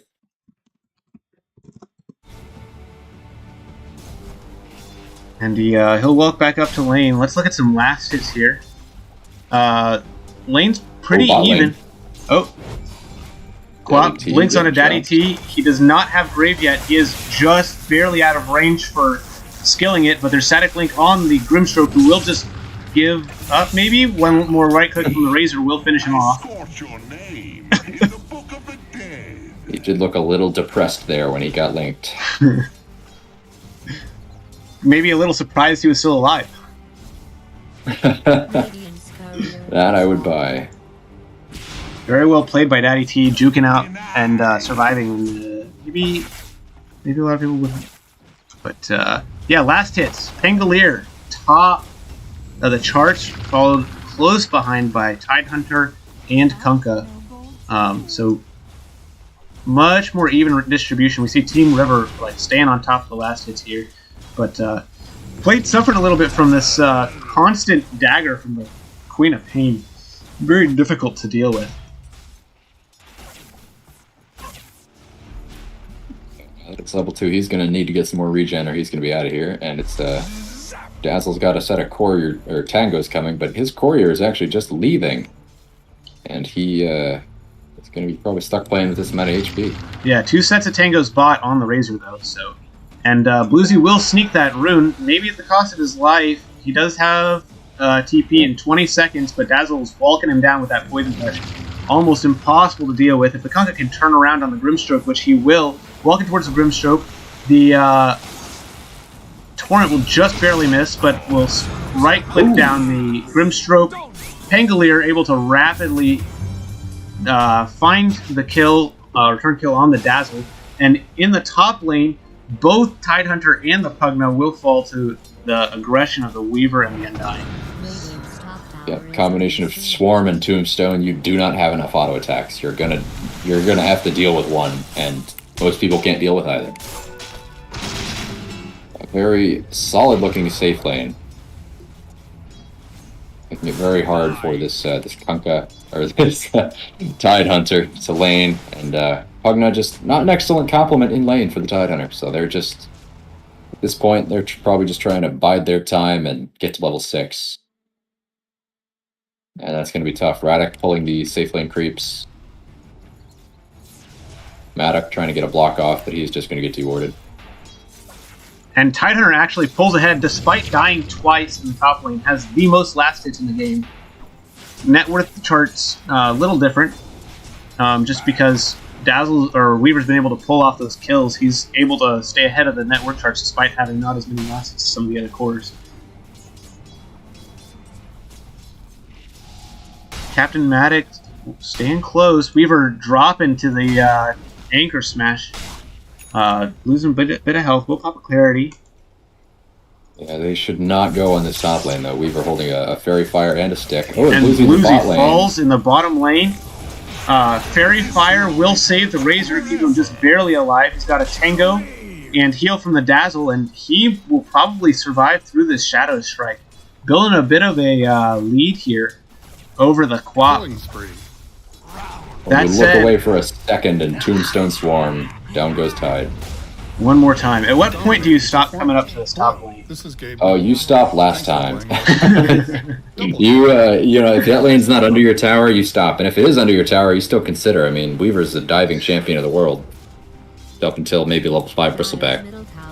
Weaver loves to dive you, especially once he gets level 6, and he now is. So, yeah, you keep Tidehunter maybe in that top lane, pulling creep waves, trying to keep him right in front of his tower, and you send your Pugna somewhere else. Maybe make stacks.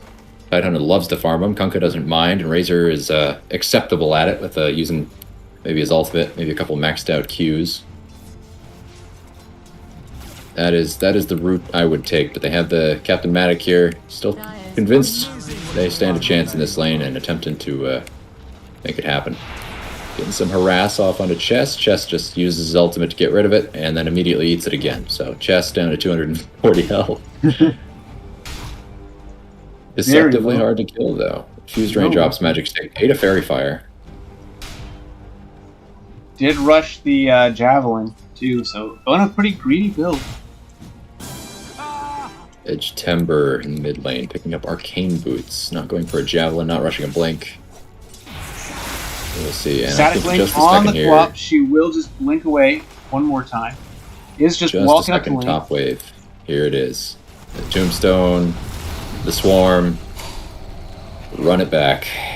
See a TP coming in from Daddy T. That should help a bit. There is a shallow grave. Need to kill the Swarm so that the Tide doesn't fall. He will fall anyways, but the Kunkka will rotate in, drops the X, finds the Undying with the combo, Torrent combo. So we do get a return kill, maybe not quite what you were looking for, the position 5 for your offlaner, but in the safe lane, we do see the Razor silenced up from the Grimstroke, and he will get finished off by the Pangolier. So again, Team River having a little bit of difficulty getting off the ground here. Gold was used by Edge Timber. Kunkka was pretty happy with that rotation, though, picking up the tombstone and the kill. He's now sitting at the top of the net worth. Not by much, but he's up there. And he's aiming to rush up BKB. He has actually doesn't appear to have boots finished, but is opting for a BKB. So we'll see if he decides to grab some browns, finished off the phase boots, what he's going to go for there. And Mid Grimstroke lane will is just Timber. drop to Static Link in the bottom lane. Yeah. While the Kunkka in the Kunkka Dazzle Pugna find a kill on the Undying top. So a little bit of a moves to reestablish some presence here. The Pangolier will be rotating top near the Pugna, will be caught by the Weaver. Vision Ward goes down and Pugna will fall. It's time someone gave you And we're seeing Pangolier going for a Diffusal Blade. Adds some more control to his team. Tower is under siege. And, well, potentially mana burn the Tidehunter out of being able to stay super tanky in fights, keeping him from pressing E's many times, but mostly I think he's going for the control. Dire's courier You see nobody in the mid lane from either team. Pangolier walking his way there, but largely these teams are grouped in groups of 3 on the side lanes. Quap will just fall to a casual plasma field, but the Undying walking down the Razor. Shallow Grave is out, and Razor in deny range will be saved from deny range by the heal, still dropping low to the dagger. Nothing else happening as far as trading. Pangolier walking bottom. I think that he is seen by the Dying Radiant King. Ward. Oh. So they know that Pangolier's down here. Daddy T will confirm.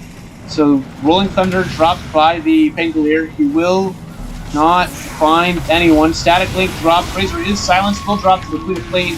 Scream. Tidehunter walks away. Silenced by the Grimstroke. Will fall. Also, Shallow Grave is out. Dazzle in deny range will fall to the Grimstroke. And Kunkka comes down to almost nothing for him to clean up. Maybe That DD rune, but no boots. Gonna make it tough. could be able to find with a... Oh, man. If he had popped his DD rune there, that could have been a double kill. Maybe We'll I'll find pop the it Quap now. with the combo and middle tower is walk her down. Grimstroke walks away safely. Why TP is from the everybody Dazzle into the so mid lane. fast? Will find the Undying, but nothing happens there. Dazzle's just going to catch up on some levels here, it looks like. Pugna doing the same in his off lane. And they walk down the Grimstroke by his tier 2. tower is under siege. Late with just level 1 Storm Surge, goes from being slow as hell to relatively fast. Dire's bottom tower is under attack. I mean, we've had some really aggressive Radic. games. 11. Oh, and Radic just barely doesn't die. Will get the tombstone down, actually. Razor walks away just a little too early, but is able to heal through the dagger until falling to the Tango. Kunkka very tanky. If he's able to get this cleave off, he can maybe kill the Quap, but he is locked down consistently. Will be silenced and stunned, and man, he cannot catch a break. Yeah, he was trying to hit that range creep to get the extra damage from his cleave, but Razor's dying static field killed the creep and delayed his damage. But who knows if that would have made a difference, but it was painful to watch nonetheless. We've all been there. What's difficult is if the Razor had maybe not little misjudged his damage, didn't get as lucky, and didn't get the kill off of that last hit on the Undying. Allowed the Undying to get that tombstone off, and that could have changed the course of the fight right there, just in the being able to let the Razor hit something other than the tombstone for a little bit Undying. there. He had a magic wand and he popped just a few charges, and that was enough. Alright, we actually see no gush from Tidehunter. Tidehunter just running in there. And it seems to not matter. They will just walk down the Grimstroke, walk down Bluesy. Pangolier having to rotate one more time to this part of the map that maybe he doesn't want to be a part of.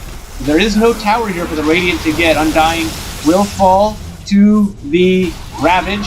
Scream They're ignoring the cast tomb. only goes on 2. Shallow Grave from the Dazzle. Rolling Thunder from the Pangolier. Will find the Dazzle. Tombstone falls to the Tidehunter, right clicks. Kunkka is bottom.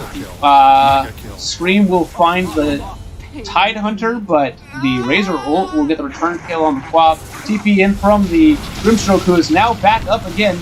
The Kunkka will walk down and right-click the Pangolier, looking for a little bit more. Will bring the Grimstroke very low with his cleave, but looks to be all right. Oh, man. And this Plasma Field from the Razor, bringing Bluesy very low. Ultimate will find him, and Static Link onto the Undying. If the Kunkka tanks, they can find him on the tower. Plasma Field to finish him off. And this was a very good fight for the Radiant. 615 gold to the... and it all went to the Kunkka and the Razor, too. All that experience and gold. Very yummy. And now we see two of their... The Radiant cores are about tied with their dire counterparts.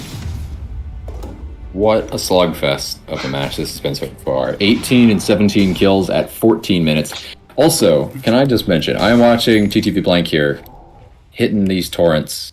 No X mark, doesn't need it, doesn't care. Yep. Hydrating the enemies, hydrating parts of me, and he does not have boots. He is not footed. He is running around barefoot here, hitting torrents, raw dog. Yep. A little bit of action up in the top lane, but it's just Tidehunter and Pugna one more time, finding it difficulty to deal with this Weaver. Man, this DD Maelstrom. Yeah, this Dire team, very fast, very difficult to lock down and stay on top of. But as we've seen before with these big team fights, the Kunkka combo with the Tidehunter, they are able to kill 5, 6, 7 heroes in sequence if they get the right fight off. But mid lane, Kunkka will drop his BKB. Shallow Grave from the Dazzle. Poison Touch is out. Leash from the Grimstroke. Swashbuckle will miss from the Pangolier. Scream from the Queen of Pain, who will fall to the cleave from the Tidehunter. While the Tidehunter falls from the screen from the Kunkka. The Kunkka will fall from the screen from the Queen of Pain. Anchor Smash doing damage, increasing the Pangolier damage. Ravage is out. Static Link and Suck onto the Pangolier, who will get his Swashbuckle off, slow him down, maybe enough to keep him alive. Plasma Field out, slows down, and will find the kill on the Pangolier. BKB runaway strat does not work. I'll drop it in a second here, but he did not have boots. He popped BKB, and it was like he was slowed because he does not have footwear. Poor Kunkka. It is important to protect your feet. Those souls. You cannot let the enemy have your souls. That is the case. Ooh, a nice little double stack coming out from Captain Maddock. And we should see Oh No on the Tidehunter farming that up. Also, Oh No just finished an item, got ourselves a Blink Dagger. 16 minutes. Ready to go. Now his Ravage is down, so we'll probably just be farming for a minute, but nonetheless good to have. Let me see, bottom Ghost Hamster eyeing up a tasty morsel. The problem with this is, Scream drop, he can Shallow Grave himself if the Quap ever commits, and then the TP, and all of a sudden the Quap has used Blink and is in a dangerous position with the rest of his team in. But Dazzle will just Shallow Grave, walk out. And Razor and Kunkka looking for something. Plate walking up, will miss with the Plasma Field. Pangolier looking for something more in the background. Will silence on the Grimstroke. Bluesy very aggressive. The rest of his team is backing off.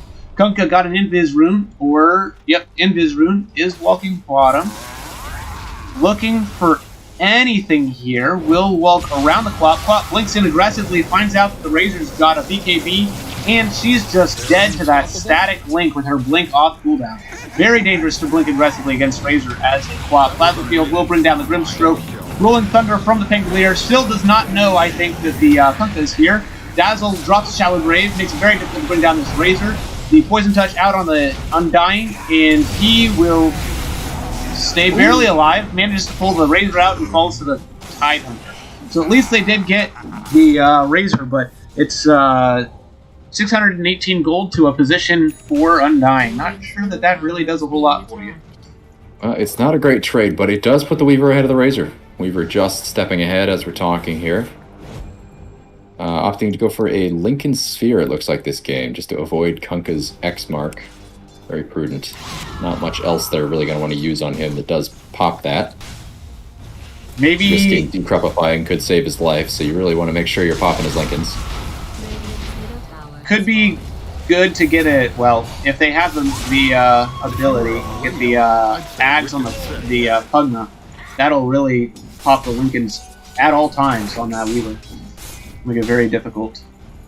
I'm not actually. Does that pop Lincolns? I've never seen that used against Lincolns. I'm pretty sure it pops Lincolns. We will. I We will don't s- probably see. I don't see why it wouldn't. Well, you see sometimes like some stuff like Lion, you ground target his stun, it still pops Lincolns, which is kind of odd. But I feel like I've seen other abilities that don't pop Lincolns. For example, if an enemy has BKB active and you cast Sprout on them, it won't pop their Lincolns. Huh. Because they're spell immune and Sprout becomes ground targeted. So, bit of inconsistency in the way that's designed here in the game. So we will Radiant's have to bottom see, tower I is suppose. being attacked. Another Static DD Link. rune for Dire Team. We do see boots on the Kunkka now. Static Link from the Razor will just walk down that Undying. Structures. We did see a mech finished on the Undying. Don't really see that very often, but it is probably pretty good against all the minus armor that you see on Team River here. Bottom tower has fallen. Dire's top tower. And has been Pangolier shaping up for trying to get a kill on this Pugna, it Dire's looks top like. tower has fallen. We'll be wrapping around with the Grimstroke. Sees Pugna, drops the Diffusal, Swashbuckle, but will get disarmed by the Decrep. Will purge it with Rolling Thunder, silence from the Grimstroke, and the Pugna will fall. But in return, Team River getting some damage on the tier 2 top. TP coming in from the Pangolier, looking to maybe do something, but they know Rolling Thunder is down. We have Boat and Ravage off cooldown. All 5 heroes from Team Triangle available, though. So we'll see. This Swarm really doing work. Plasma Field from the Razor. BKB is dropped. Static Link on the Undying. He's confident that he will be able to deal a lot of damage with this Undying based on just how much health he has and won't kill him quickly. The Tidehunter will drop in the background. Plasma Field out again. Slows down the Pangolier. Blink from the Grimstroke and silence on 2. BKB down from the Razor, but he has a lot of damage. Won't be able to pull anybody down. All of Dire very, very low, but BKB from the Kunkka won't fall quite, or does fall to the right clicks of the Weaver. And that's 4 on Team River that will fall, with all of Team Triangle just barely getting out alive. What a rough fight. Not able to get a good Ravage off. Chest applying tons of pressure to the Tidehunter while he was slightly out of position. And the Ravage, while it hit both Weaver and Pangolier, neither was near enough to any Radiant heroes to really get followed up on. So that was good pressure by Chest, trying to make sure that there is not a good Ravage, and that really wins them the fights. And they will find this stack too, this ancient stack. Try and start taking it down. Alright, suck out from the Pugna. He will get Shallow Grave. And Anchor Smash from the Tidehunter. Rolling Thunder is cast one more time. Seems like this spell's always off cooldown. Plasma Field brings the enemies low. Tombstone's down. Tidehunter falls. Pugna falls. Razor is losing strength very rapidly, trying to bring this Tombstone down, but it will get brought back online. Has to drop his BKB. Brings down the Tombstone. Pugna's the only one alive. Disarmed from the Swashbuckle. Is walking away. The disarm. We're going to see a Rampage. He's going to go for it. He's very aggressive and he pulls off a Rampage. First Rampage of the tourney Makes me want to play Doom. that we've seen. Maybe High Ground Game 1 didn't go so good. Dire's middle tower Absolutely dominating. High Ground was a good game. They Team Vern pulled it out in the end. It was a pretty close 60 minutes, I heard. I'm worth so much more. But yeah, I heard Team Vern made a comeback. Started out pretty rough for them. Sorry for the spoilers. Anyone's going to go back and watch later.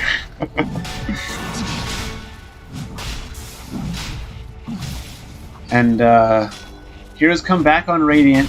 They will try and farm up some items. We'll looking at Ags on the Kunkka. Will be pretty good item here. We're trying to get a pipe on the Tidehunter. Razor trying to fill off a refresher board. Will walk down this Grimstroke, just barely not able to finish him off. will dodge Rolling Thunder from the Pangolier the first time around, but second time around will get Shallow Grave again. Gotta kill that Swarm, though, before he gets out, and he will fall to the Queen of Pain. Quap blinks it aggressively, will get decrepified, disarmed, will Yule's up, however, and still almost fall to the X marks the spot combo, just barely blinking out. Scream is dropped, Ravage is also dropped. Quap will fall. Weaver Lincoln's popped, but he will just time walk it back off. Pangolier jumping in, very aggressive. Shallow Grave back on the Pugna. He will be sucking the Pangolier off and then fall. Weaver aggressive again onto the Kunkka, who will pop his BKB Swashbuckle, dropping him very low, and he will fall to the Pangolier. 3-man, Radiant's top tower is under attack. 3-man torrent. Man, these torrents are incredible, but they can't win the fight. Radiant's Very top disappointing. tower is under siege. Team River, like, very close to winning lots of these fights, but just can't figure out how to Tower is being bring it home. Yeah, very much struggling. Razor going for a refresher orb should allow him to do that classic Razor double ult, double BKB. Can be very scary if he's able to keep himself alive in fights, but Weaver's starting to look richer and richer every fight they lose. And with an MKB and a Maelstrom, Dragon Lance, Lincoln Sphere, Power Treads, he is probably just going to be able to click the Razor down fairly quickly. So I'm anticipating that there's going to be a real slim chance of a comeback here from the Radiant team. Their split push is not incredible. They don't have any boots of travel. Their wave clear is pretty universally decent, but not complemented well. You know, Kunkka can clear waves, Tithaner can clear waves, but those heroes don't exactly want to do that. But I think they might have no better choice. Tango roll. Catching out the mid. Tombstone is dropped. Shallow Grave onto the Kunkka, and the Grimstroke will fall, but Pugna falls in return. Kunkka drops to the Swarm, and looks like Team Triangle will be able to just back out here, losing only the Grimstroke.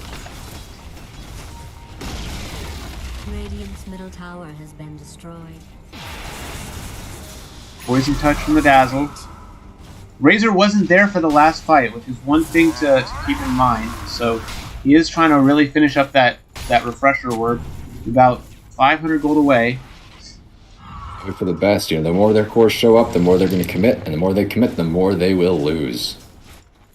It is times like these when you gotta bait, you gotta feed, you gotta do the stuff your teammates think you shouldn't do in your unranked games, but you gotta do it. You need money. And you don't get money by losing fights. You have to do something else. And so usually that means you gotta lose a fight somewhere in order to win some farm somewhere else. That's how the game is balanced. And it seems like Plate's starting to realize that. Starting to make plays. We will see. He's got that refresher orb on the way. I think he's thinking of Blaze of Glory here.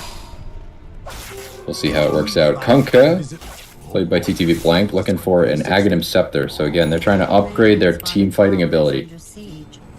Yeah. Tidehunter. Buyback might not do much for them here, where they have these big ults that they drop, and then the fight's pretty much over. So, kinda, this is where you need to like buy your items, be aggressive, get these kills, and we get a BKB out from the Kunkka, baits out the Scream from the Quap, and that Geminate bonus, Swarm bonus, very difficult to deal with.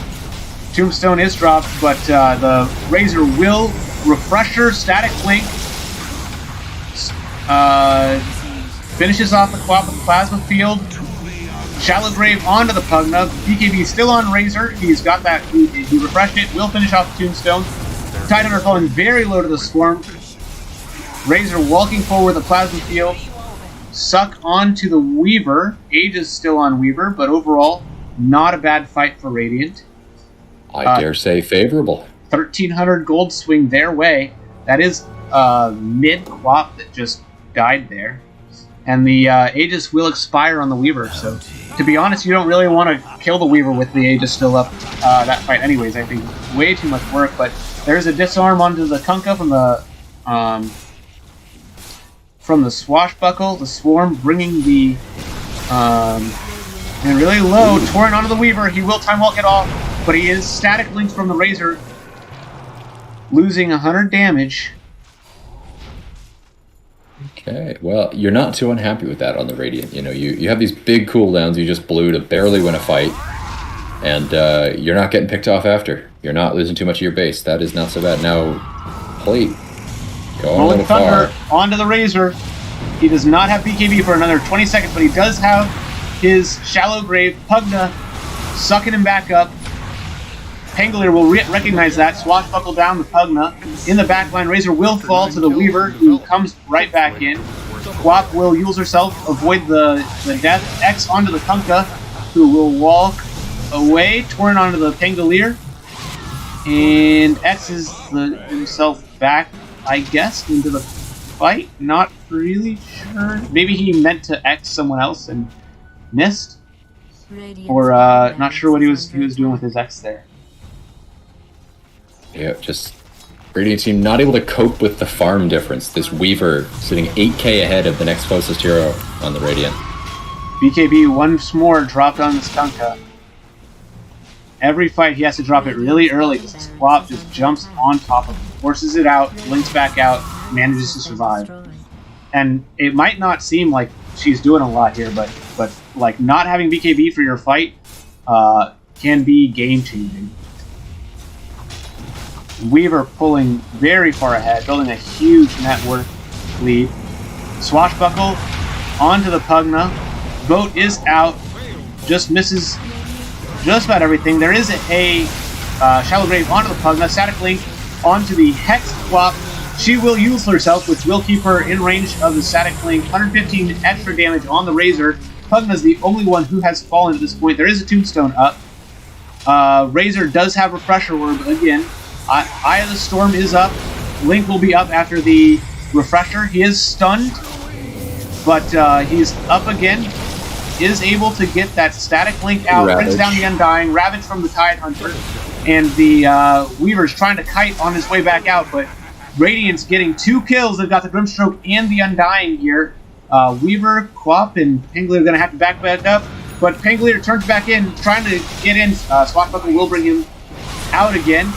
Quap blinks in, finds the Dazzle, will have the Static Link on her, goes low, unable to finish her though, and the Tidehunter falls. Kunkka locked down and finished by the Pangolier.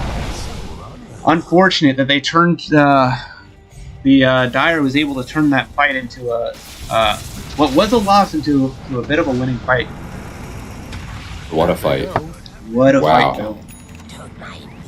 Yeah, I mean, everything made a difference there. It got so damn close. This attack speed slow from Shiva's Guard, which certainly is not the reason that she purchased this item, but it kept Quap alive and killed Razor. Wow. Well, things now not looking so good. We are queuing up a Hex on the Razor, so that'll make it a lot more difficult for the Weaver to even get away. So he will be able, a lot closer to being able to 1v1 these cores, so it will be really nice if he can finish that. But he might not have enough time. We're seeing this game. Dire's trying to bring it very close to a close right now. There's an Aghanim Scepter up on the on Bluesy the Grimstroke, so he's got himself a little pet Tidehunter now. Interested to see what he plans to do with it. It is a good ward, and warding it is. Rolling Thunder dropped, and the Link from the Grimstroke, but Grimstroke will fall. Link on almost nothing. Plate will dodge the screen from the Quap, drops his Plasma Field, walking back out. Got the Shallow Grave, but has to kill those Swarm Illusions and deal with the Dagger first, or he's going to fall. Does make it back to the jungle. Is able to attack those Swarms. BKB from the Kunkka, buyback on the Pugna. Having difficulty dealing with those Tombstone zombies, though. Because they're here. A lot of fighting, but no one other than the position 5s from both teams have dropped yet. There is a huge suck from the Pugna, but he will fall to the Weaver from right click from the Weaver. Ravage is dropped, finding 5 or finding 4, but the Pangolier will dodge with the Rolling Thunder. Buyback on the Tide Thunder. Buyback on the Dazzle. Razor walking forward will get walking forward, and Lincoln's popped on the Weaver. Razor absolutely popped by the Weaver. Constant attack. Will buy back. BKBs, refreshers, static links, rampage on the Weaver. That's 2 rampages. And looking for more.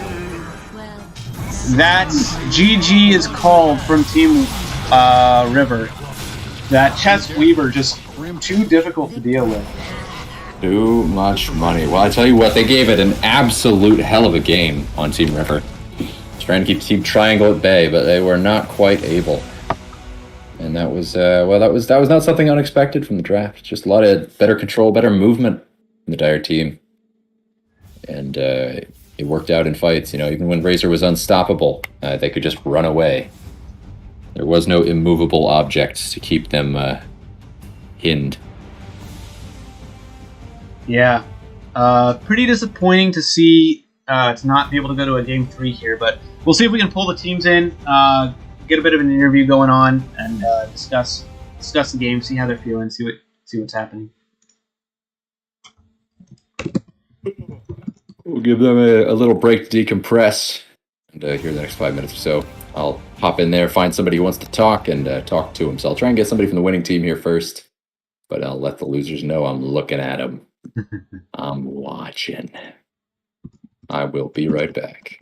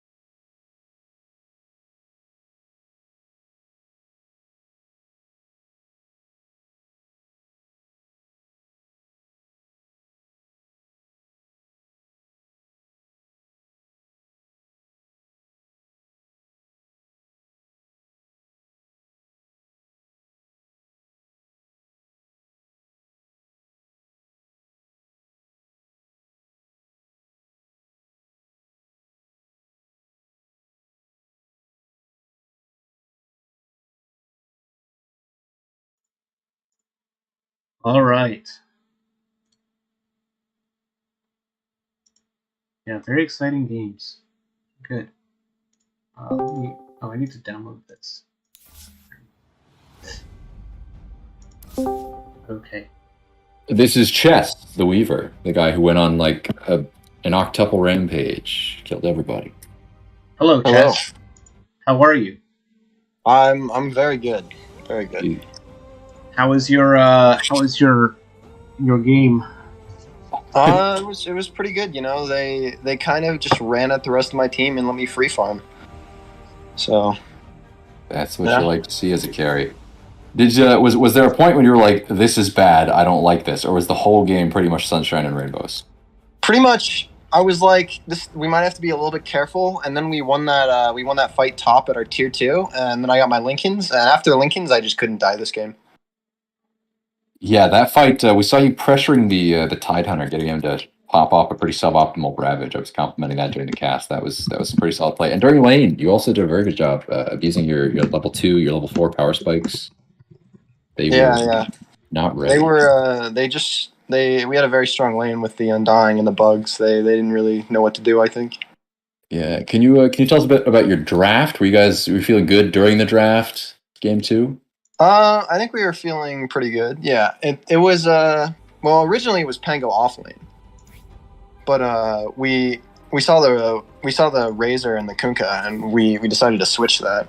Honestly, as soon as I saw the Razor pick, I knew I was picking something like a Weaver, and it was just going to be a pretty free game. Something kind of high mobility, I guess, to deal with static link. Yeah. Anyone who doesn't get linked, then he just can't kill you because you just run away. Yeah, And then he's gone. ended up running him into the safe lane, and Quap, I guess, same story. You had 3 very hard to link cores. Yeah. Well, I've got Plate here from the other team ready for an interview. We'll pull him in here in just a second. Well, hello. Plate. Nice to talk to you. How? All right, GFT, we might kick you out here then. Well, All right. Hello. Okay, I want to say something while Chess is here. Oh no. Okay, all right. Freaking hate you, dude. I hate that you can just AFK farm for 40 minutes and win the game for your team. I hate that so much. Both games. That was both the games. most BS thing. It was great. I was like, guys, we need to 4-man gank the Sven. He's literally alone in our jungle farming. And I was like, guys, we need to 4-man gank the Weaver. He's literally 4-man, or he's literally solo in our jungle right now. And they're like, okay, let's do it. And then they never did it. Either way, it was a really close match. Second game, first game we don't talk about. Yeah, it was pretty close. Honestly, both games, I was like, they really, the draft was a bit tough. The draft wasn't perfect, but like it was really even. I think both games, even though there was a pretty distinct net worth swing towards the towards Team Triangle for most of the games, but that was definitely one of the best series I've seen so far in the tournament. And Plate, you were giving him hell. I tell you what, that refresher BKB, you were making it look close, dude, for a bit. That's the build on Razor. You just gotta. I mean, I recall there were a few fights when the Undying, the Grimstroke, and the Quap were all running away from me because I had refresher eggs going, or not eggs, refresher BKB. But unfortunately, I think at that point the Weaver was so far ahead that it didn't matter that I was pulling their whole team away from them. Yeah. Yeah, and just a bit of a mobility diff, right? Like, you can't quite hold them down with Kunkka being really your only catch. Yeah. But, I think when you're playing games for the first time as a team, you kind of learn everybody's tendencies, and I think there's more to learn out of a loss than a win. So I'm glad we got stomped twice. So I can look back at the game and tell my team where they're going wrong. But yeah, that first game was really close until it wasn't, and I feel like that second game was the same thing. So I feel like there's a break in the mid game, from what I can tell. After 20 minutes, it seems like my team doesn't know what to do, and then we just lose. Yeah, a misplaced BKB here, a misplaced ult there. Really makes a big difference when it's just these big... I mean, what a fucking slaughterfest. There was always more kills on each team than there were minutes in the game. There was 90 kills. 97 kills in a 33-minute game. More than 3 kills a minute. Yeah. We out here. If it's not fun, at least it's entertaining for you guys. I was very entertained. Every hero on your team, except for Kunkka, had more than 10 deaths. And I don't think that all of you were playing super poorly. It was just... they were trading. Well, and there were